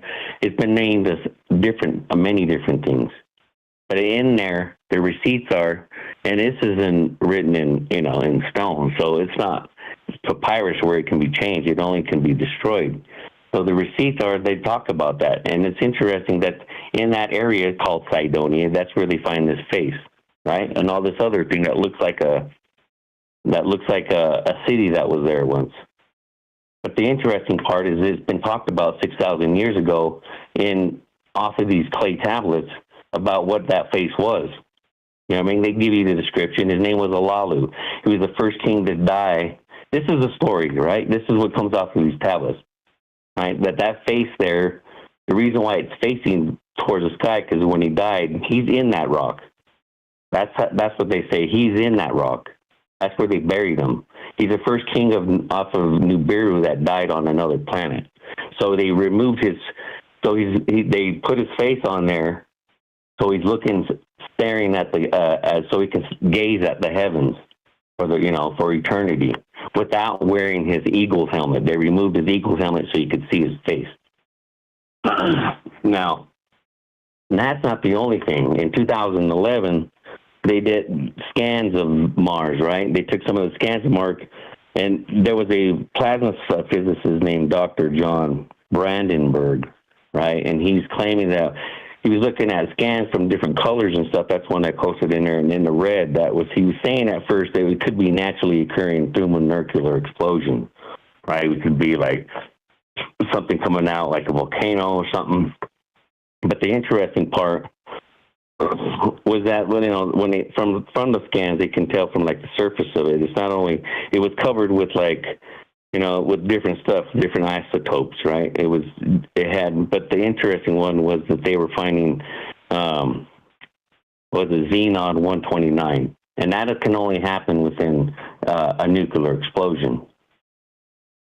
So, I mean, we have these stories talked about here on this planet within tablets that are 6,000 years old, but yet then we go and now our technology is up there telling us this is what they're scanning. So, I mean, you know what I mean? For me, I mean, I can't say it did or didn't happen, but it's just receipts, and it's interesting to note some of those things, right? Yeah, no, 100%. By the way, too, so Eric brought that up and was kind of given the alternate take. He says this too in the chat, just so you know. Look, we can agree and disagree and still talk about and have these amazing conversations. He says, great call, Kelly. I was hoping you would extrapolate on the Mars lore. There you go. So we can see things different ways and talk about them those ways. And look, deferred truth. I'm with you too. Cause there's no, I'm not saying that. No. I know. I'm not saying that this is I know. It's true, but it's, you know what I mean? I'm just stating that there's receipts for the stuff. I'm not, you know what I mean? These are just what these tablets are saying. And that's that's the only thing I'm saying is that's the interesting part about it. Right? We can't even really know until even if we go up on there. I mean, that's where I still go with only believe half of what you see and don't believe nothing that you read anyway. But again, to change that, what's hard is the saying, like it wasn't written on papyrus, it was written on stone. You know what I'm saying? So it's kind of hard to say that it's not. But again, even written on stone, how do we know it's even true? Because some of these things, like it's more imaginable, you know what I mean, to even believe. I mean, to have like you guys were talking about, you know, even a spaceship doing incredible things. But if they're using technology that our mind can't even understand, that's what's the crazy part about it. I'm not saying any of that stuff's anything true, but it's just interesting that you find stuff like that. That's all I'm saying. I know, and I wasn't suggesting that. I was agreeing that there's some anomalous stuff there, and I wanted to point out, if you guys don't know about Mars and Cydonia, just dig into that a little bit. Go look at the imaging yourself and some of the stuff, because it seems like it's one of those regions of Mars that something happened, and meaning that if you look at it again, sort of squint with the mind's eye and think maybe what a billion-year-old or a 10 million-year-old or even a million-year-old civilization might look like after the erosion of whatever. I mean, I'm just saying, I'm with you. I agree. It's weird. And it's also compelling enough to continue to consider. So don't get me wrong. I wasn't trying to put words in your mouth or pigeonhole you. I know, that's fine, Mike. I know, but it's complicated, and that's why it's important to kind of point out the different aspects of looking at it in the ways we do. Regarding the mind's eye and the rest of the stuff we're talking about, and sort of being predisposed to see what we believe, how much do you think this affects us in the larger context of the zeitgeist? And do you think that, let's say, we talk about the noosphere, which is the entirety of the human ideas that sort of encircle the globe all the time, that are constantly changing and growing, and all the human thought forms. Do you think that we're so kind of like cooked by this that we're broken, sort of inherently? Do you think that's a thing, or do you think that otherwise? I don't know. What's your take on that? Well, sometimes I look at that the same thing at another way too, but if from my research of I dab into all kinds, that I'm not only a spring chicken either, so I've been dabbing in this stuff for a while. But for me, through what I see is that they are doing mass hypnosis, like mass hypnotizing. You know what I'm saying? They tell you they've had these okay, I don't talk like conspiracy theory or nothing like that. These are again, receipts. I like to work with receipts, right? So they've had, they know that they've been, they do mind control through low vibrational, through microwaves, right? That's where you get now these new technology, 5Gs and stuff like that. But if you're allowing yourself to be like that, sometimes I'm not saying people that's low vibration, right? And it's not that the people are dumb, right? When I say that, it's because sometimes, you got to look at it a bigger picture too. Is like everybody that's being poisoned. We're all being poisoned, man. These governments have been doing this to their own people forever. We all know it. They know it. We know it. You know what I mean? That's not no conspiracy. Just look what's going on now. And if they are keeping us at a low vibration, there's got to be a reason. You know what I'm saying? That's how I look at it. Because it's not that that humans are dumb. It's just what we've been taught and what we want to learn. You know what I mean? Because that's also a self-choice. But at the same time, if you keep lowering at a low vibration, everybody at a low vibration, you're easier controlled. So that's what I'm saying. When these people tell you that, they use the word more of the pareidolia, because every time they're using that, we already know it. Just, like by talking about how they were, swamp gas and whatnot throughout that other thing. And then they were using, conspiracy theory. That whole came out with after JFK. But yeah, man, I mean, I don't know. So for me, I just look at it as like, for me, it's all about vibrational, man. So if they're controlling you, get off that low vibration. That's up to you. You know what I'm saying? Because don't make them look again. I would just want to say that don't make people think that you're crazy and not seeing what you're seeing. Because there's sometimes when people say that, you know, like another perspective would be something's moving so fast and across the sky, someone's seeing it, but it's moving so fast that when first someone looked up, they don't even see it anyway. Or if you're looking at the same thing, you know what I mean, at the same time, it's not that you're seeing something different. It's just, you know what I mean? Again, like I said, a circle is a circle. You turn it sideways, it's flat. So, yeah, perspective. I don't know, man. Perspective is everything. I'm with you. Yeah, it is. Yeah. It is. 100%. And fire stuff as always, brother. Happy 420 to you and the fam. Tell Michelle we said hi, and always a pleasure. Appreciate the call. Unless you got anything else. Mm-hmm. Oh, man, no, that's it. I just wanted to come in and just throw my 2 cents in there as well. Always welcome, you know. Again, you know Kelly, you love him. He's been literally the first guy that called and then called back, and he's been such a good friend for a long time with amazing ideas and takes. Always a pleasure, brother. Puff it up, and we'll talk to you soon. Have a great night. Will do, man. You too. You guys have a good night. Cheers to that. There you go. There you go. Like I said, it's incredibly important to have smart friends in this day and age because, as they say, surround yourself with people smarter than yourself, and look what happens. Yeah, you yourself become a little bit smarter as part of it. And so blessed to be in this company and the crowd here. And so thank you again for caring about the ideas enough to think about them and talk about them and share different angles and ways to look at this.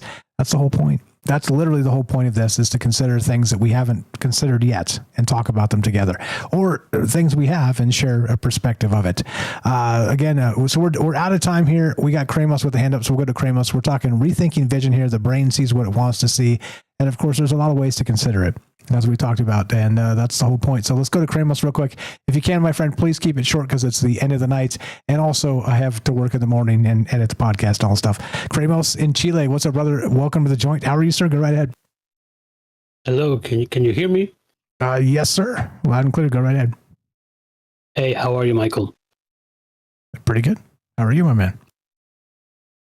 Pretty good. I was listening to the show, and to make it short, last night I was writing a opinion article for a newspaper, and I wrote about where I can find a limit today, and I refer to the information.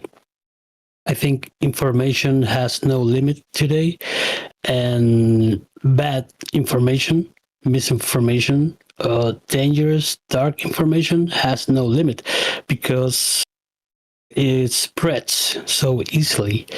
So in regards to the topic, I think you can put the limit about what you can administrate to hear, to read, to believe. So I think you can be like your channel. You can use a group of friends all over the world to learn and to have knowledge about things that maybe you can think about it, but you get so much knowledge. I learned so much listening to you and listening to your guests and your calls and your topics, because you are very thorough about it, and I appreciate it. So I think my idea basically is to put the limit that you can control in order to not let bad, dark, evil information get to you. Amen. Well said. That's what Kelly was talking about too, sort of the vibrational aspect of information and being controlled by it, or filtering it and controlling yourself through that aspect. I agree 100%. It's been a core tenet of Troubled Minds for a long time. And if we recognize it, we become greater for it. If we don't, we become controlled by it. And that's, welcome to the modern world, right? Welcome to 2025. Yeah, to recognize it. I think it's very important because everybody, the society in all the countries in the world, I think so many people swallow the information because it's so fast. so they just swallow it without wondering anything. And I think that's the part of the article that I wrote about the limit. How can I put a limit on something that I don't want to know? And they're trying in many ways to put that information inside of my consciousness, but I can put a limit. Absolutely. Draw the line somewhere. I'm writing an article. I've been working on it for like several weeks, probably 6 weeks now, called Legacy Hate versus Fractal Hate, and how it's accelerating. Like legacy hate was something like we've been dealing with, the core mechanism of humanity, going back thousands of years.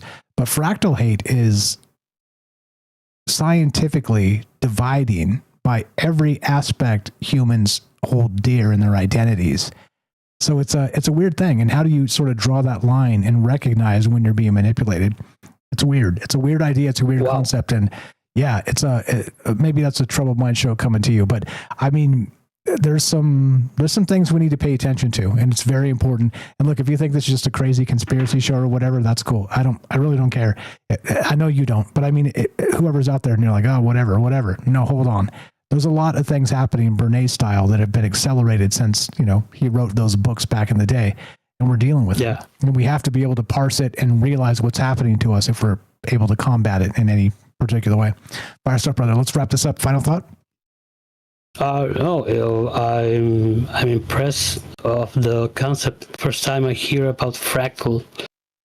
I think it's very important for you to recognize what can be harmful, what information can put you in a bad emotional state, and which information you can share and even add your opinions. It's like your channel. Everybody can add something, but nobody is adding hate or something dark.